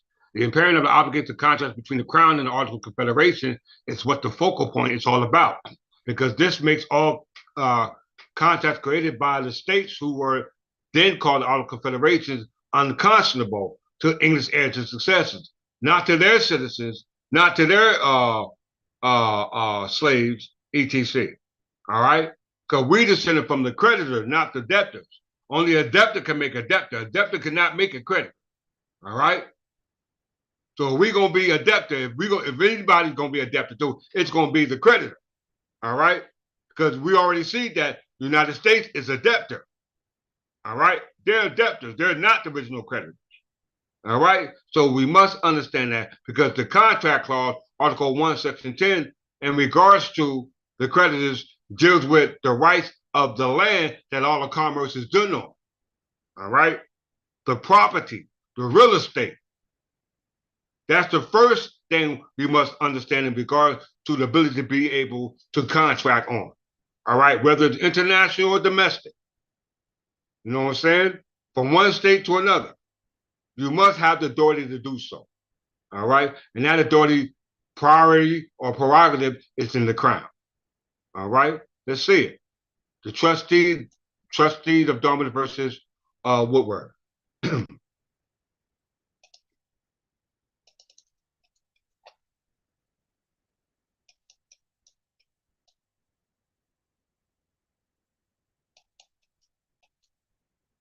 The contract applies to private as well as public corporations. Now we understand what Syllabus versus Georgia said in regards to recognizing the difference between corporations, which are either aggregate or sole. And if it's aggregate, that means it's a subordinate corporation, and the United States and the states fit that category. All right? Because it said that either corporations are established by the king and parliament, and it's very, very, very, it's severely of the latter. Okay? That's what it says in Chitter versus Georgia. And he breaks down the difference between sole and corporation. And we know sole represents the corporation. Sole makes up the crown through personification or through incarnation or through incorporation. All right? Those terms are synonymous. All right? So what does the Article 1, Section 10 contract clause, and we even make a reference to bills of retainers, ex facto laws. We're dealing with breach of a contract in regards to impairing what's called impairing the parent contract. Impairing a contract is what trustee versus Dom is all about. Trustee Dom College versus what was all about. Let's read. The charter granted the deed, all right, the letter of patent, the instrument, the agreement between both parties, the creditor and the debtor. The charter granted by the British Crown, all right, to the trustees of Dormant College of New Hampshire in the year 1769 is a contract within the meaning of that clause of the Constitution of the United States, Article 1, Section 10, which declares that no state shall make any law impairing the obligation of contract. The charter was not dissolved by the Revolution, nor any other contractual agreements that were made at that time dissolved. All right? Gold, silver, etc. An act of the state legislature of New Hampshire altering the charter without consent of the corporation and material respect is an impairing an obligation of the charter, is an unconstitutional and is void. Void. All right? Just to get a little meat of this case.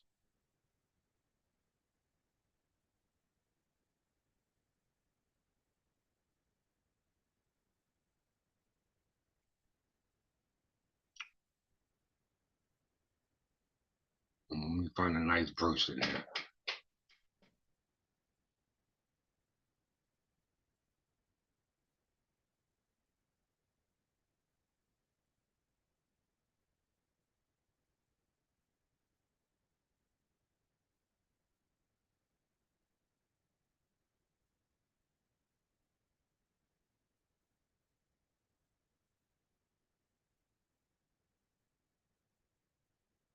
Right here. It says, know thee, therefore, that we, considering the premises and being willing to encourage the laudable and charitable design of spreading Christian knowledge among the savage of America's wilderness, and also that the best means of education be established in our province of New Hampshire for the benefit of the said province, due of our special grace, certain knowledge, and mere motion, by and with the advice of our council for said province by these present will ordain, grant, and constitute that there be a college erected in the said province of New Hampshire by the name of Dartmouth College,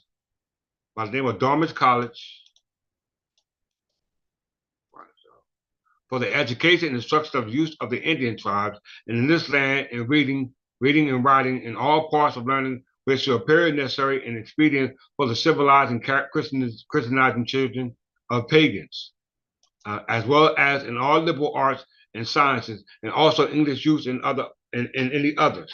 And the trustee of said college may and should be one body corporate and politic, indeed acts as the name, and should be called the name of the students by the name of trustees or dominants. So this is all dealing with the purpose of granting glebes or territory, which was established for the Church of England, and the Church of England was resulted from the conversion of the English Church of England and the subjects who belong to the English Church of England to Christianity, all right, and changing them from their customs and usages and practices, which they want to call paganism, because we worship ourselves, all right, we worship our saints and our martyrs. So it's very important to understand that Article 1, Section 10, dealing with the contract clause, deals with grants of land, all right, lands made to corporations. So with that in mind, under Article 1, Section 10, we want to understand that all the land grants that were given to the corporations,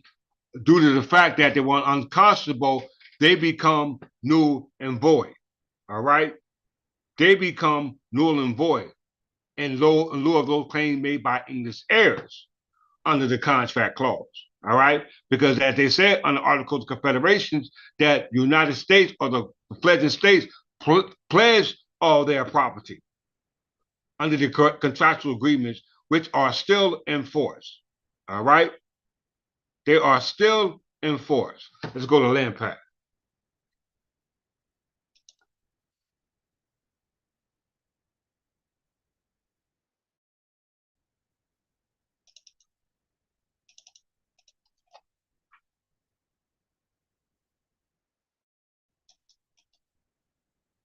Everybody pull that up.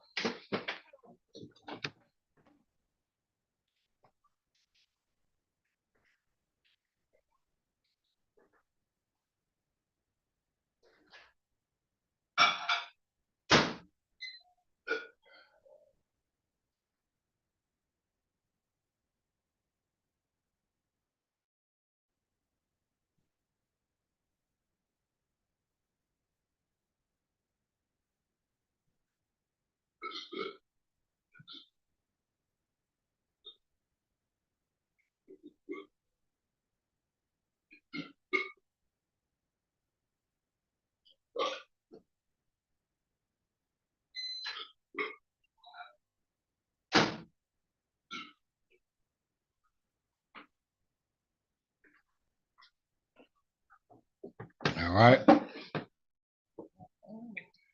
Letter patents is a formal letter patent assigning official ownership of a particular tract of land.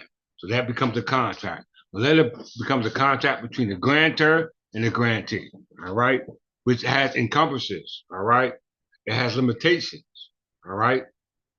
I mean, that means that it's subject to reversion remanderment of the original owner of the land, all right. He didn't just give it away. There was terms and conditions set on it, all right. Letter patent is a form of land patent is a form of letter patent assigning official ownership of a particular tract of land that has gone through various legally prescribed processes like surveying, documentation, followed by letter signing, sealing, publishing, public recording, making by sovereign entity. All right. We already discussed acquisition of sovereignty, which is a result of a right of discovery through right of conquest. All right. We discussed that in my past lesson, so I'm not going to go through that. We understand that majority of land ownership here is by way of prescription, which is by way of easement. And easement is a right non-possessive use in property that you don't own. All right, which is that majority of you all are in as a result of the contract that you're in, i.e., by way of a deed. A deed that you have is not a title to any ownership property, it's just an instrument showing conveyance or a transfer of said property to you for the prescription use or the easement use of the so-called quiet enjoyment. All right? Very important for you to understand that. You don't own it. Land patent is a form of letter patent signing official ownership of a particular tract of land that has gone through various legally prescribed processes through what we call tenure, land tenure, all right? Meaning the estates are being parceled out, all right? This comes to the what we call general, what was it called? It's called the General United States General Land Land Office, all right? It is the highest evidence of right of title and interest to define area.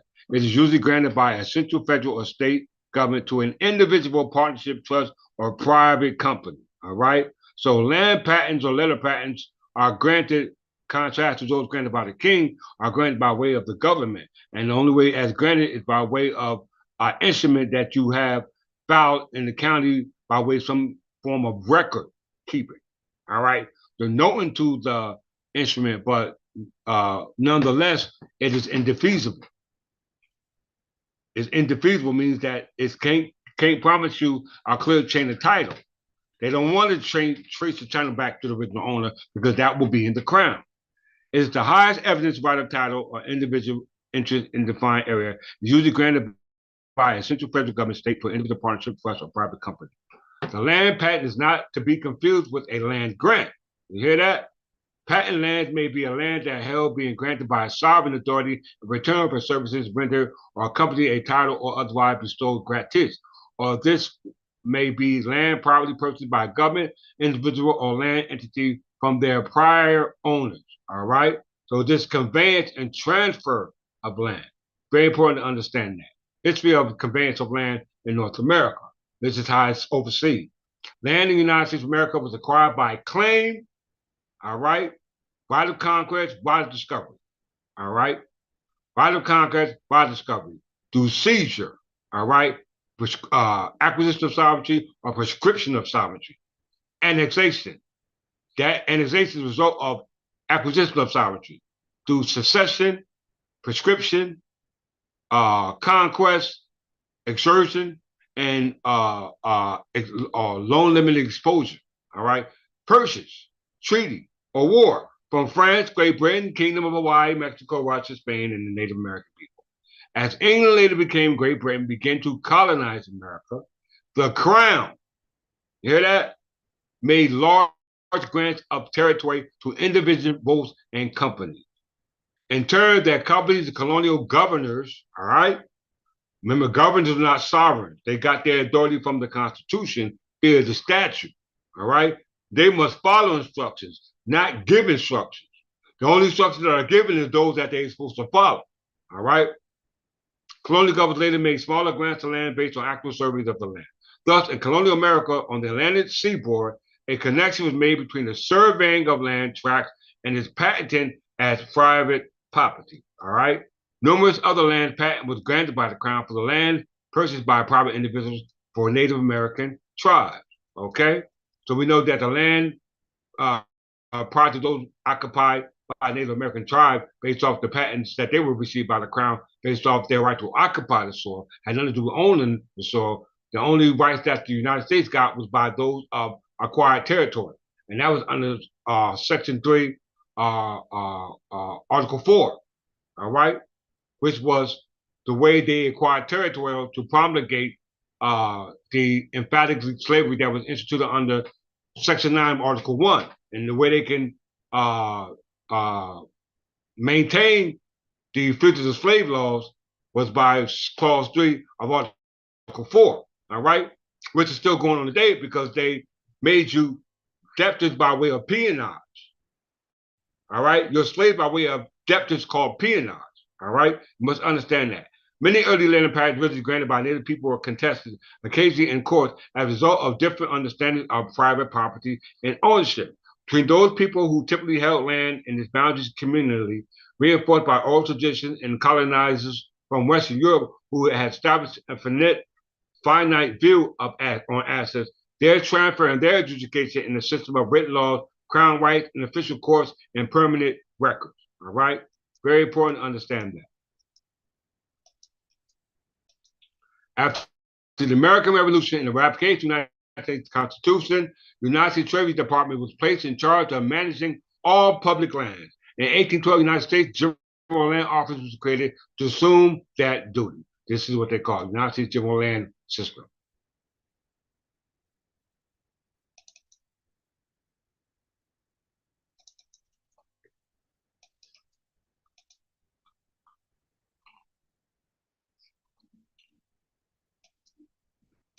The General Land Office was an independent agency of the United States government responsible for the public trust. Hear that? Public domain is the public trust. Public trust, public domain, and public federal lands are synonymous.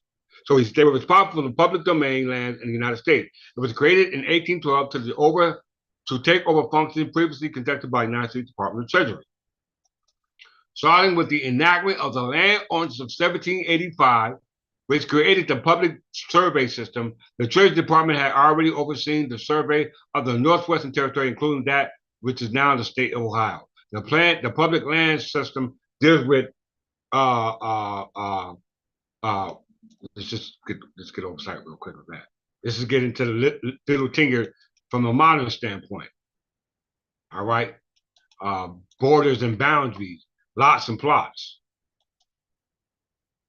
Public Land System Survey, or PLSS, is a survey method developed and used in the United States to plot or divide real property for sale and selling it. Did you hear that?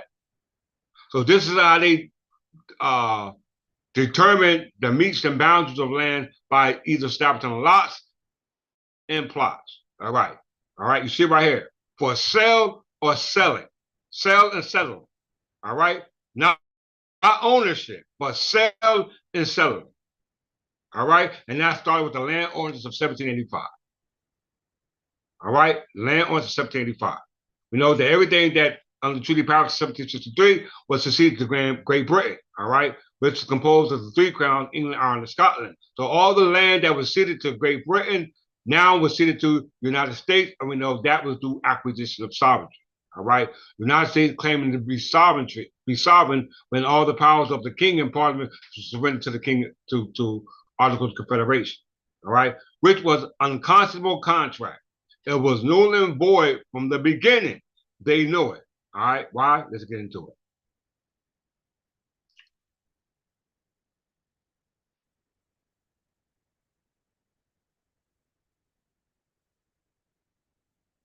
Creditor.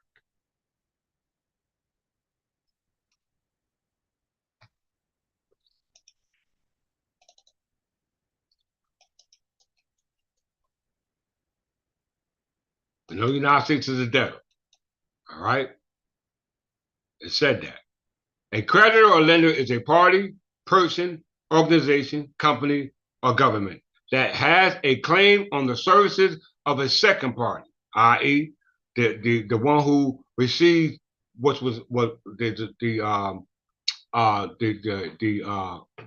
contract, which encompasses whatever the service is supposed to be provided to the one who's going to be received, who's going to be called the debtor, I should say, or the borrower. You got the lender and the borrower. You got the creditor and the debtor. Once again, you got the lender and the borrower. You got the creditor and the debtor. So a creditor or lender is the party, person, organization, company, or government that has a claim on the services of a second party. It is a person or institution to whom money is owed. The first party in general has provided some property or services to the second party under the assumption, usually enforced by the contract, that the second party will return the equivalent property and service. The second party is typically called the debtor or borrower. All right. The first party is called the creditor, with the lender of property, services, or money. So when you look at your everyday life, look at yourself as the debtor or borrower, because everything you do is based off the status as a borrower and a debtor, not a lender or a creditor. If you are being a creditor lender, that's based off somebody allowing you to do it. So in essence, you're still subject to that debtor or borrower position. All right. When you drive a license, get a driver license. Who created the contract? You didn't. You agreed to the contract. Who created the title, the insurance for the car? You didn't. They did. Who created the term and conditions for employment? You didn't create that. They did. All right. Who could create the schooling? You didn't create that. They created it. They created it for you. All right. So you are the debtor. You're the borrower, as they were the creditor, and it is to everything that you now have, which makes you a debtor. All right. So we see creditor is a lender, and a debtor is a borrower. Let's just get a understanding of debtor.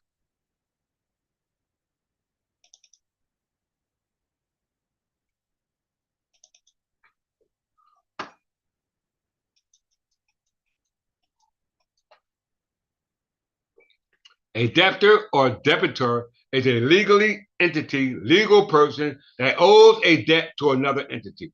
The entity may be an individual, a firm, government, a company, or a legal person. The counterparty is called a creditor. When the counterpart of this debt arrangement is a bank, the debtor is more often referred to as a borrower. So we have a creditor, the lender, and the borrower, i.e. a debtor, and it's based upon a contract, which is agreed upon voluntary by both parties, all right? But it becomes an invalid contract between the creditor or the borrower or the lender and the lender and the borrower or the creditor and the debtor if the contract that was made was unconscionable. All right? If it was unconscionable, because the courts have to make a determination on contract or whether they're unconscionable or conscionable. Whether they're unconscionable or conscionable. Conscionable means that you understand what's going on, and unconscionable means that you don't understand, meaning that you've been swindled. Okay? And yes, English people right now, if you're watching this lesson, you understand right now that you have been swindled. All right? You are unconscious about who you are. So that makes everything that they do unconscionable unless you agree to them. If you agree to them, then that makes them conscionable in the eyes of law. And that's why the courts are ruling against them. Why? Because you're not coming to them as an English heir successor to raise the unconscionability and the validity and the concept that they claim that you are part of. All right? Because that's what they're there for. And we know that unconscionability originates from English law, from an English perspective, from English uses and customs. All right? Very, very, very important to understand that. All right? So we know what the creditor is. We know what the debtor is. We know that creditors and debtors is based upon contract, and the contract becomes valid if it's agreed upon by both parties. It's not valid if the contract that's agreed upon both parties is based off fraud or undue influence. All right? Fraud or undue influence. So let's revisit that. All right? Unconscionability in English law.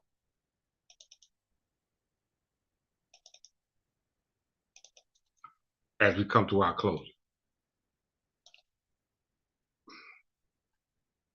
It isn't say unconscionability. It's an unconscionability in English law. So unconscionability has to refer to English law or the law's conscionability of English law. All right. If any law is not English law, then it's unconscionable to us because it said unconscionability in English law. All right. Versus just unconscionability. Unconscionability is separate from unconscionability, referring to a subject, and this subject happens to be contract law of English law. All right. Which deals with contract law and law of trust, which precludes the enforcement of a voluntary or consensual obligation, unfairly exploiting the unequal power of the consenting parties, i.e., the inequality of bargaining power. And if you ain't got no gold and silver, then you don't have any bargaining power, right? If you're not using the Constitution, then you don't have any bargaining power, right? If you're not going back to the original contract, you don't have any bargaining power, right? So you have no equality. You're not on the equal footing, all right? So therefore, it causes what? Duress. What is duress?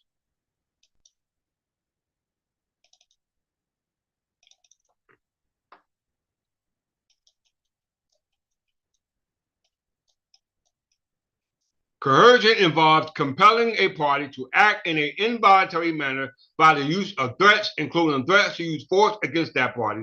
It involves a set of forcible actions which violate the free will of an individual in order to induce a desired response. These actions may include extortion, blackmail, or even torture or sexual assault.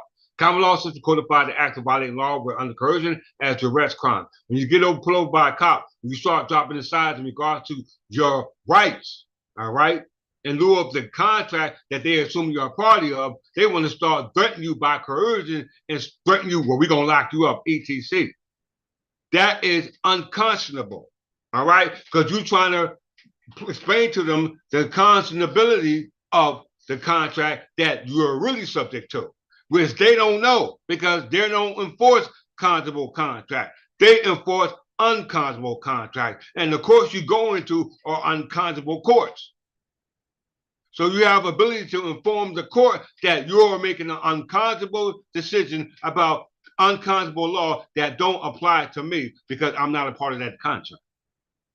Because if I am, then you must use conscionable laws as applies to conscionable contracts, which if you're going to ask me, I'm going to Article 1, Section 10. All right? That's how y'all supposed to talk. Hold on for a minute. All right? So coercion involves compelling you, blackmailing you to do something that you won't do. All right? And that only results by way of what? Undue influence. Most of us influenced by what we see, what we do, what we hear.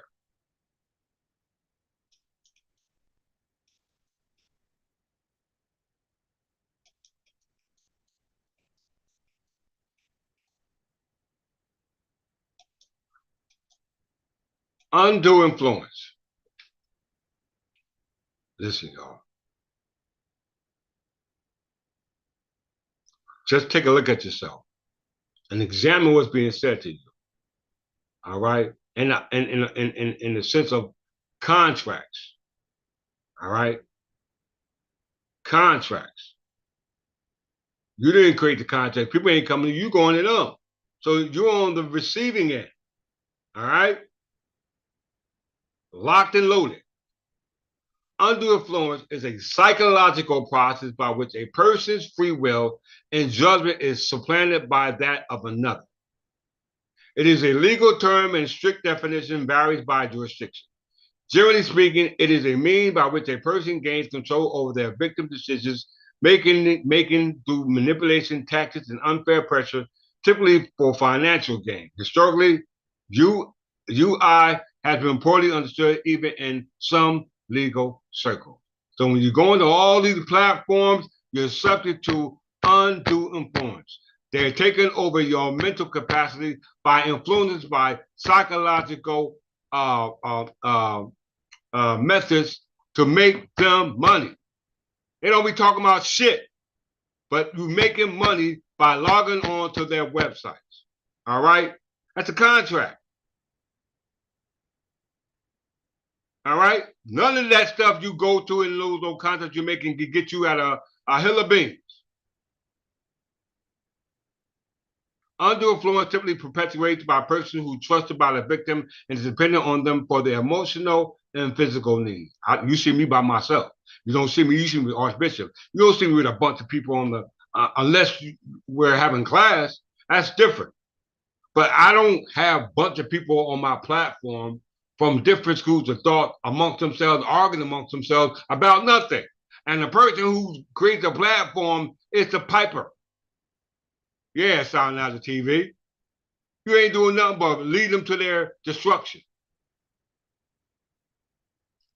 Caregivers are often found to have undue influence their parent, patients, however, anyone in the position of trust and authority over the victim. Fiduciary may be guilty. This includes the victims, attorneys, accountants, nursing homes, attendants, or even children. All right? So everybody's guilty in lieu of the rest that we are under because of the undue influence of the contract that are being created, which are invalid because it has nothing to do with your legal standing in the eyes of law. Very important. Very important. All right, so let's go here.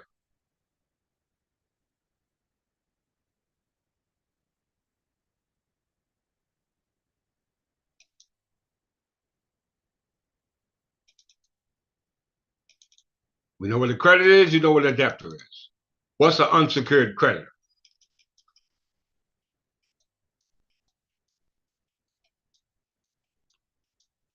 An unsecured creditor is a creditor other than the preferential creditor that does not have the benefit of security interest and assets of a debtor.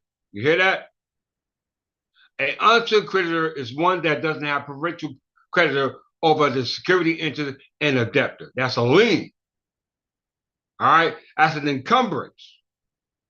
In the event of bankruptcy of the debtor, The unsecured creditor usually obtain a par se partial distribution out of the assets of the insolvent company or liquidation in accordance with the size of their debt after the secured creditor or the preferred creditor have enforced their security and the provincial creditor have exhausted their claim. You hear that?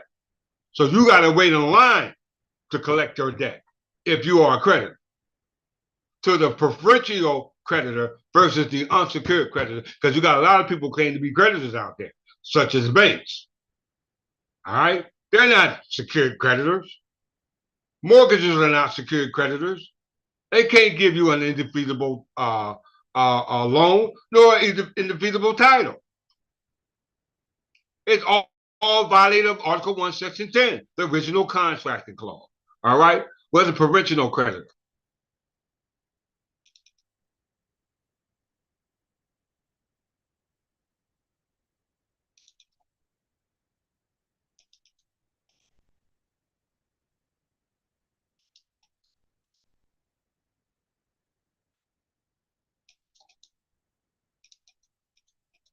A preferential creditor in some jurisdictions called preferred creditor is a creditor receiving a preferential right to payment upon the debtor's bankruptcy under a applicable insolvency law. This you call the bankruptcy law, all right? But the bankruptcy law don't apply to the crown, brothers and sisters, all right? Not at all. In most legal systems, some creditors are given priority over ordinary creditors. You hear that? Priority over ordinary creditors, either for their whole amount of their claim or up to a claim value. In some legal systems, preferential creditors take priority over all other creditors, including creditors holding securities. But more commonly, the preferential creditors are only given priority over unsecured creditors. Who is that? The United States. They only have, they are unsecured creditors, all right? They are unsecured creditors. Let's prove it.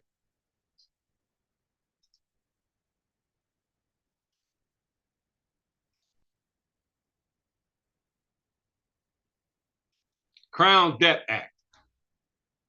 Everybody see that? The Crown Debt Act was an act of Parliament of England which introduced the concept of crown debt in English law, that the crown has priority for its debt before all other creditors. Did y'all hear me? Did y'all hear me? The crown has priority over all other debts.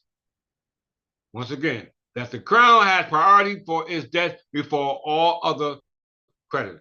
What is crown debt? Let's see.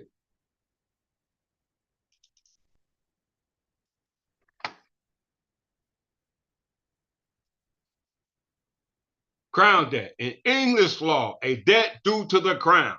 By various statutes, the first Crown Debt Act of 1541 dated from the reign of Henry VIII of England. The crown has priority for its debt before all other creditors. At common law, the crown always has a lien on the land, its goods, of debtors by records, which can be enforced even when they have passed to the hands of other persons. Did y'all hear that? That should be funny. That's funny. The difficulty of ascertaining whether lands were subject to the crown lien or not was often very great, and a remedy was provided by the Judgment Act of 1839 and the Crown Suit Act of 1865. All right? Lord, writ of execution. All right? So that's very, very, very, very important, because most of y'all are going to say, oh, that don't apply over here. Ain't got to do with here in the United States. If it don't, let's see.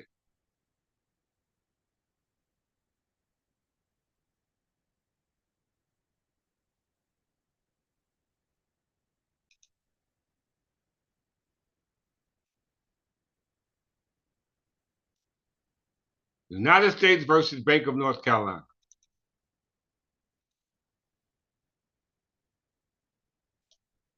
Everybody pull that up. Pull that up, y'all.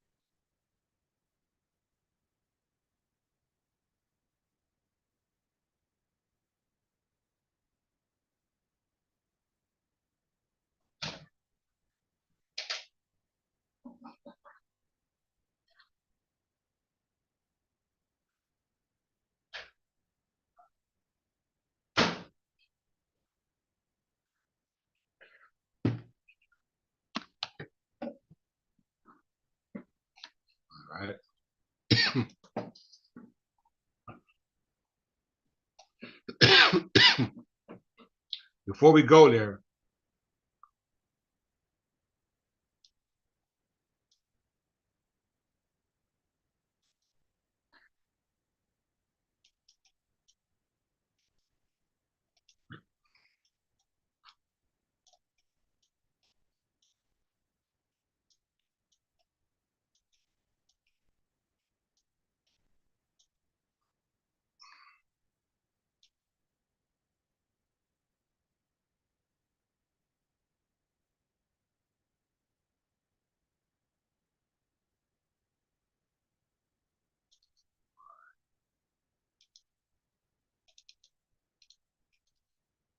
just for those who think we're not serious here at the Third Temple Church. Here's our certificate of incorporation, i.e., our charter. All right.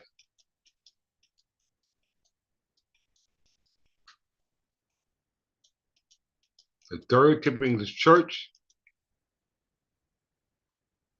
The Third Temple English Church of England, King, heir, successors, a corporation sole. The corporation sole is the crown. Okay, that's the crown right here. This is a corporation sole or royal peculiar, the crown. Everybody see that? A corporation sole is a legal entity consisting of a single soul. Incorporated office occupied by a single sole natural person.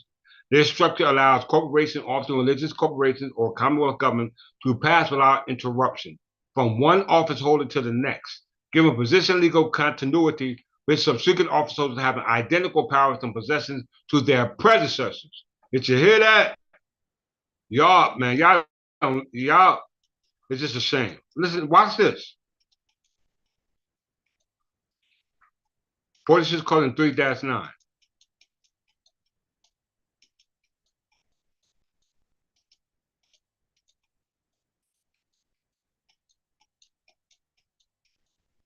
(16 colon 1-43.9). Powers of consolidated corporations.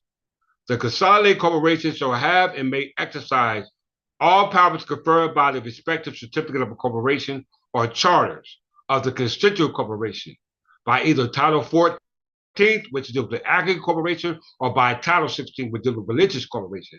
And in particular, the power conferred by Article 5 of Chapter 1 of Title 16 of the revised statute, so far as the same or not inconsistent with this act, are necessary, are convenient to the further of its object, and are in concordance with the doctrine, government, discipline, and usage of the church or religious denomination to the jurisdiction of which the constituent corporations were subject. It shall have, among other powers, the powers to invest, change the investment of, reinvest in endowment in funds, and investment whether or not prescribed by statute, and such manner it shall deem proper. You hear that? Why? Because who are we?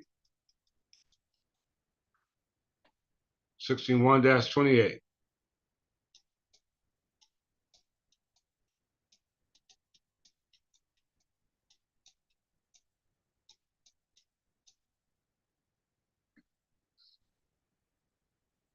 Statutory code, power, and authority, common law of England.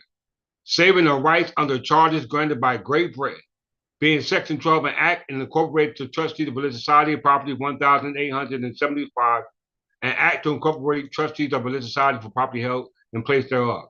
This section invests the property held under charges of incorporations granted by Great Britain and corporations and created in place thereof. So all the properties held by these corporations is the property of Great Britain or the crown. That's why we as trustees had to incorporate under 16(1-14.7, 8, and 9 of the New Jersey statute, because those are parliamentary statutes, i.e. the common law of England, i.e. the crown. I don't know how to make this any more simpler.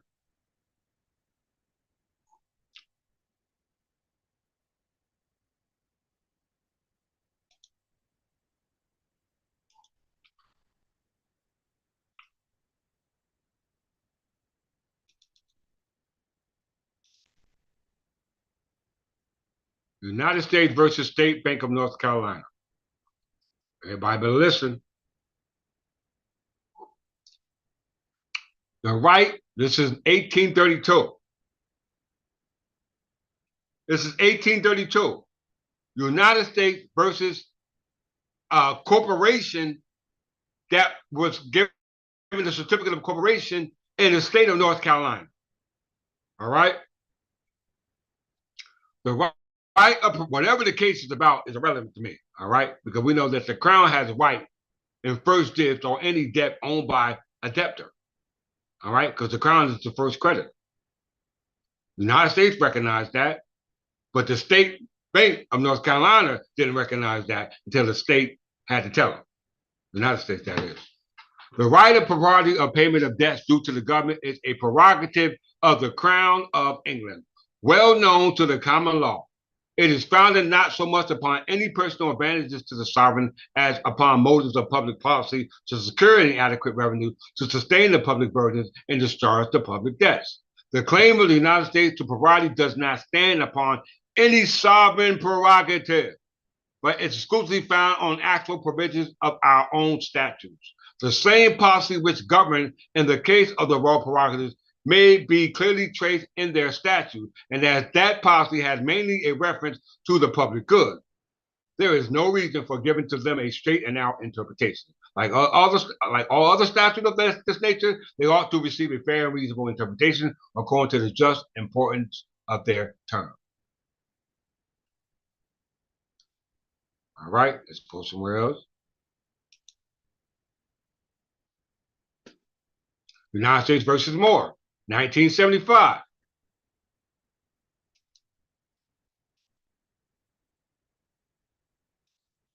The statute at issue is almost as old as the Constitution. Yeah, as old as the Constitution. And it reaches back even further into the English common law. The Crown exercises a sovereign prerogative to require their debts owed to be paid before the debts owed to a creditor. The Crown Act 1541. Did y'all hear that, y'all? Did y'all hear that? Many of the states claim the same prerogative as an inherited incident of sovereignty. The federal government claims to prerogative, however, rests as a matter of settled law only on statute. The earliest priority statute was enacted in July 31st, 1789, 1 Stat 29, which dealt with bonds posted by importers in lieu of payment of duties for release of imports on goods, and provided that the debts due to the United States for such duties should be discharged first in all cases of insolvency or where any state enhanced executor or administrator should be insufficiently to pay all debts due to the deceit. All right, 1 second.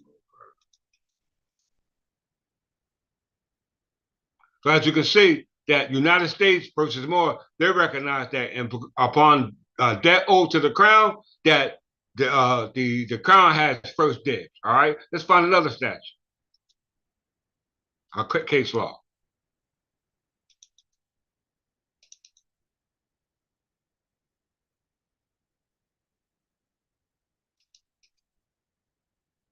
This is United States versus, this is Aetna Casualty and Surety Company versus Bromwell. 1928, y'all. 1926, my bad. My eyes is bad. 1926 case. Listen. It is settled by the Supreme Court that the question whether this priority right is for a prerogative right or a rule of administration is one of local rule, and that the determination thereof by higher courts of the state concludes the federal courts. Marshall versus New York. We'll get to that one in a second. So that this court is bound by the doctrine promulgated in the Oregon case cited. The case pertains to the state's prerogative preference right and have no relation to any preference right of the county of the state. The questions we are now to solve presents an entirely different problem.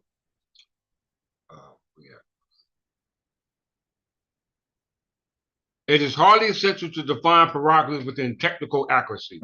Under Mr. Blackstone, that will be William Blackstone's definition, it can only be applied to those rights and capacities which the king enjoys alone. In contradiction to others, it is not to those which he enjoys in common with any of his subjects. Blackstone's commentaries. And New Jersey's chancellor has defined royal prerogatives as the special preeminence which a sovereign has over all other persons and out of the course of the common law by right of regal dignity. In Great Britain, the royal prerogatives include the right of sending and receiving ambassadors ambassadors of making treaties, indirectly of making war and concluding peace, of summoning parliament, and of refusing assent to a bill, with many other political, judicial, ecclesiastical, etc. privileges. Century's dictionary prerogative, the word simply means a power or will which is discretionary and above and uncontrolled by any other will. It is frequently used to express the uncontrolled will of a sovereign power in the state and is applied not only to the king, but also to the legislative and judicial branches of the government. The king's power or authority or privilege, whatsoever its scope or whatever attribute there is in it of sovereignty rests with the people of this country. They may vitalize it into a government. In doing so, they may delegate certain powers and pertaining to sovereignty and reserve others. They have as to national affairs delegated to the national government the authority for coining money, making treaties with foreign states, and the like. Other powers they have delegated to the states, and even then they possess a residuum of the sovereignty. The states are sovereign within the compass of their delegated powers and carry on through the ordinary branches of government, the executive, legislative, and judicial. The lawgivers is therefore the sovereign state, created and organized by the people acting through the legislative branch. The Supreme Court has declared that the right of priority of payment of debt due to the government is a prerogative of the crown, well known to the common law. It is founded not so much upon any personal advantages to the sovereign as upon motives of public policy in order to secure the adequate revenue to sustain the public burden and discharge the public debt. You hear that? So you wanted your debt to go away, you better come back me. If you want your debts to go away, you better back me. But because the United States represents the crown and I represent the crown. You see my authority for the record. The claim of the United States, however, does not stand upon any sovereign prerogative, but exclusively found upon the act provisions of their own statute. You hear that? We know statutes make law, statutes give life to corporations, and it's the statutes that the corporation's life can be taken from them. All right? The same policy which governed in the case of royal prerogative may be clearly traced into these statutes, and as the policy has mainly a reference to the public good, there is no reason for giving to them a strict, narrow interpretation. Okay? There you have it. So in closing, we'll close out here. Marshall versus New York.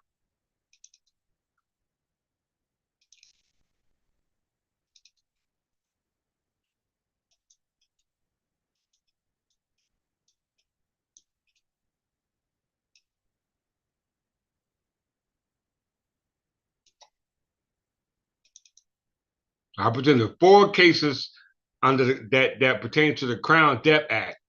All right, 4 cases that pertain to the Crown Debt Act, and we know under the Crown Debt Act, the Crown is the first dibs in all credits and all debts that owe to the Crown or anybody else.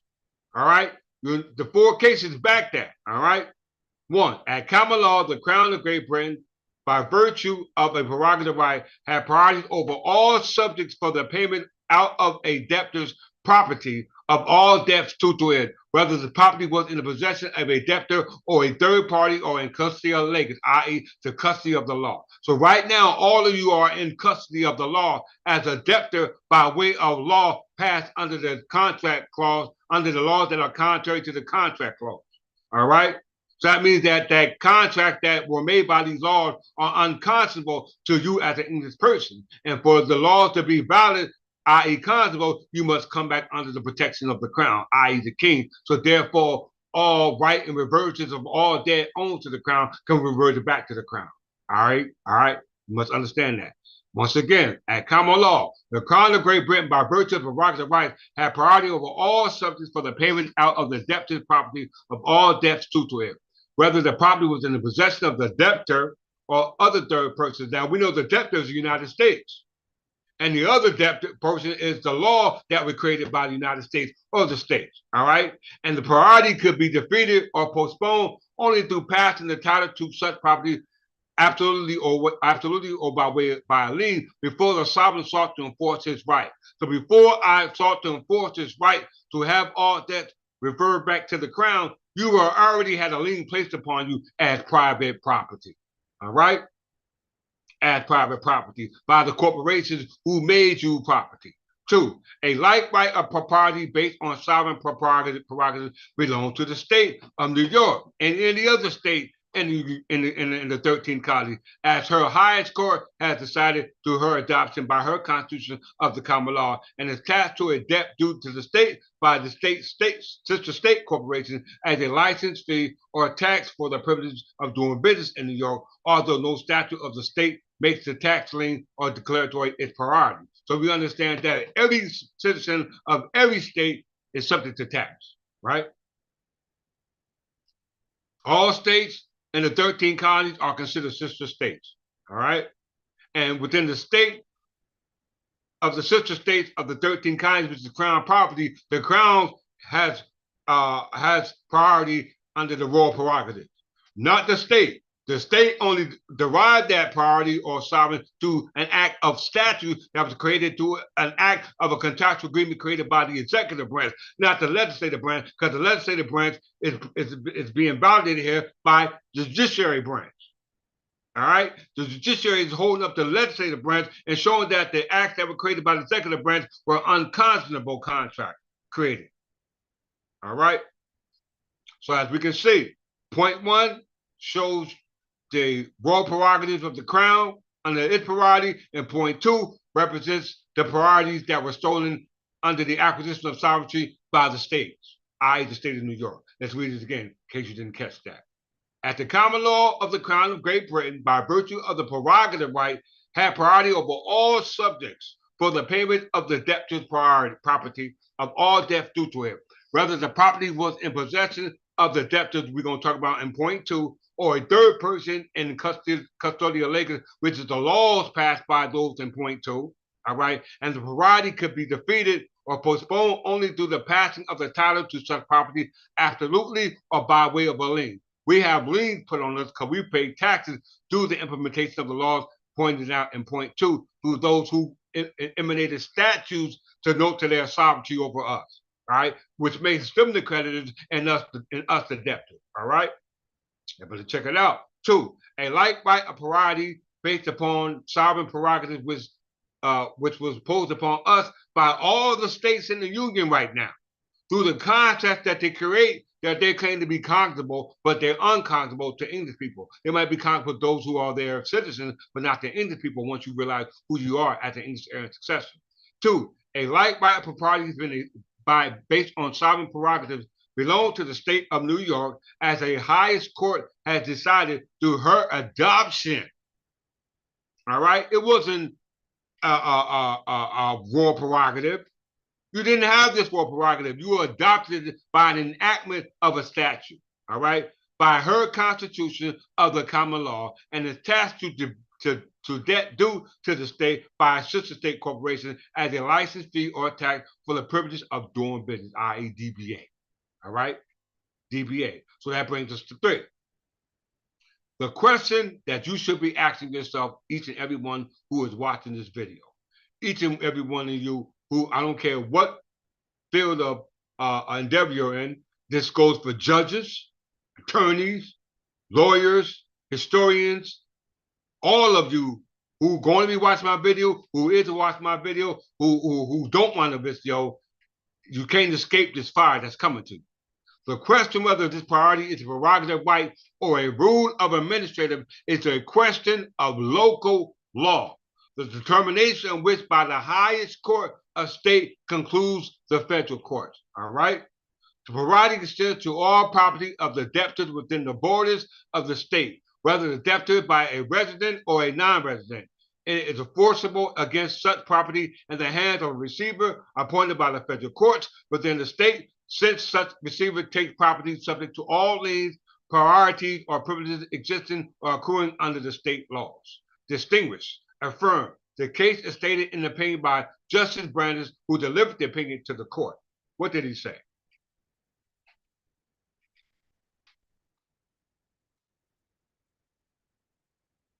At common law, the Crown of Great Britain, by virtue of the prerogative right, had priority over all subjects for the payment out of the debtor's property of all debts due to it. The priority The priority was effectively alike whether the priority remained in the hands of the debtor or had been placed in the possession of a third person or was in custodial legis, i.e., the custody of the law. The priority could be defeated or postponed only through the passage of title to the debtor. That's called substitution. All right? Substitution as a violation of the laws of Edward the Confessor, Edward the First, Edward the First. The priority could be defeated by postponed only through the passing of a title to the debtor property, absolutely or by way of lien before the sovereign sought to enforce his right. The first Constitution of the State of New York, adopted in 1707, provided that the common law of England, we're not even talking about what Billings and Harris said to the Constitution of New Jersey. We talk about New York now, all right? It says the Constitution of New York of 1777 provided that the common law of England, which together with the state constitutes the law of the colony of April 9, 1775, should be and continue the law of the state subject to all alterations as the legislature might thereafter make. This provision was embodied in the substance in a later constitution. The courts of New York decided that by virtue of this constitutional provision, the state as sovereign succeeded to the crown prerogative right of priority, and that the priority was not limited to the amount due for tax, but extended alike to all debts due to the state, to the amount due on the general deposit of such funds in the bank. This priority has been enforced by the courts of New York under a great variety of circumstances. It's an unbroken series of cases extending over more than a half a century. It has been enforced as a right and not as a rule of administration. In closing, thus, while by the common law of England and by New York, the priority does not obtain over a specific lien created by the debtor before the sovereign undertakes to enforce his right. Did you hear that? Thus, while by the common law of England, the king, and by that of New York, the priority does not obtain over a specific lien created by the debtor before the sovereign undertakes to enforce its right. The legislature of New York extended the prerogative right so as to give certain tax priority over prior encumbrances, and extension over the nature which is found in the tax law, section 197, which declares in response to the annual franchise that such taxes shall be a lien upon and by all other real and personal property of the corporation, joint stock company, or associated liable to pay the same from the time which is payable until the same is paid in full. So in closing,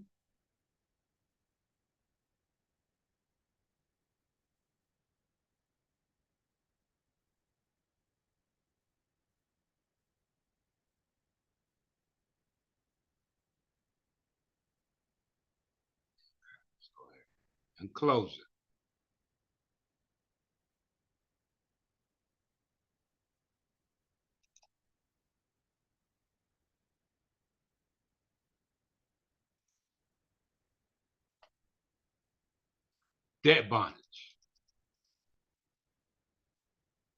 Debt bondage, also known as debt slavery, bondage labor, or peonage, is a pledge of person services as security for the replacement for a debt or others' obligation. All right? So what is peonage?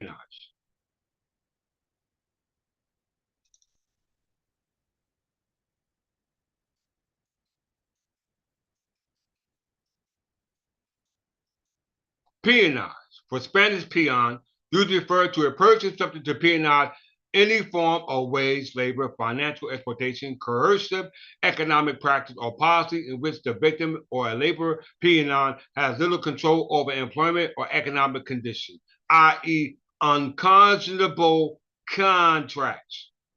All right? Unconscionable contracts.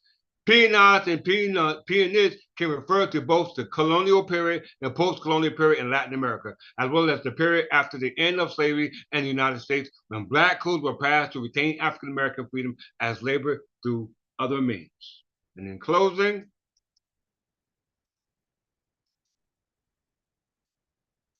history.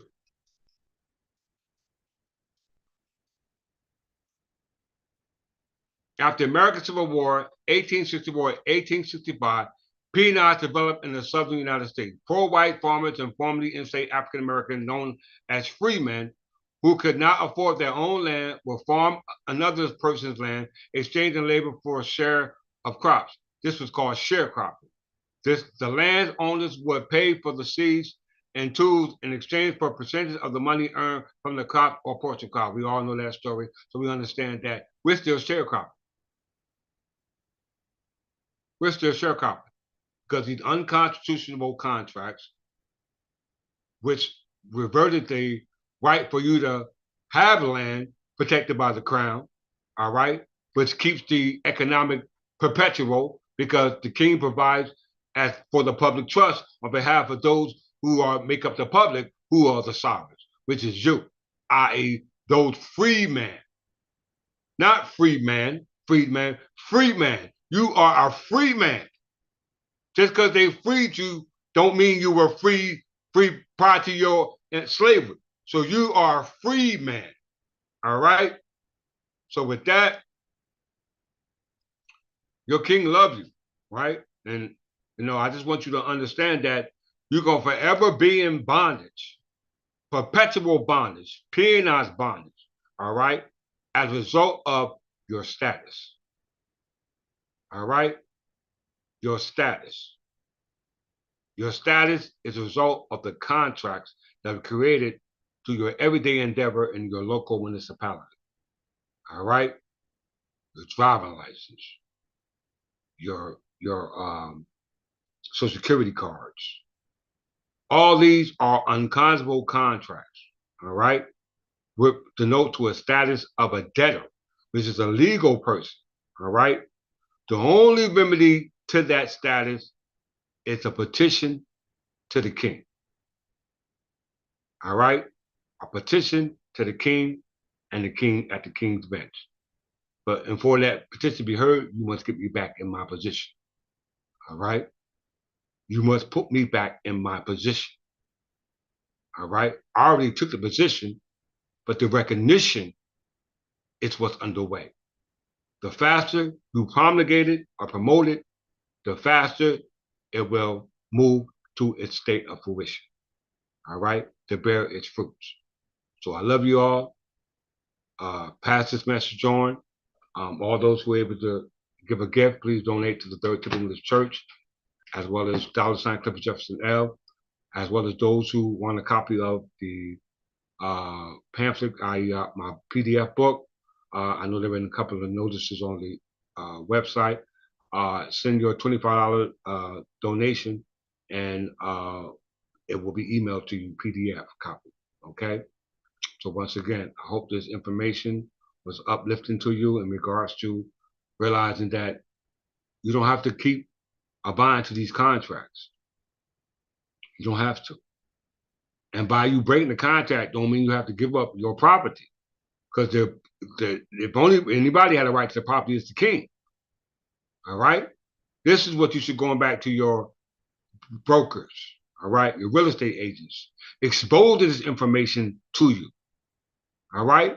And let them know if you don't fix this, I will bring you in claim in court for creating an unconscionable contract. All right? Because now you know that he should know who actually owns what it is that he's trying to sell you. And that is the crown, who can only be personified by me, King Clifford Jefferson. And with that, we here at the Third Temple English Church, and all our officers, all our martyrs, and all our saints, and all those who will be resurrected at that day and coming, say, peace.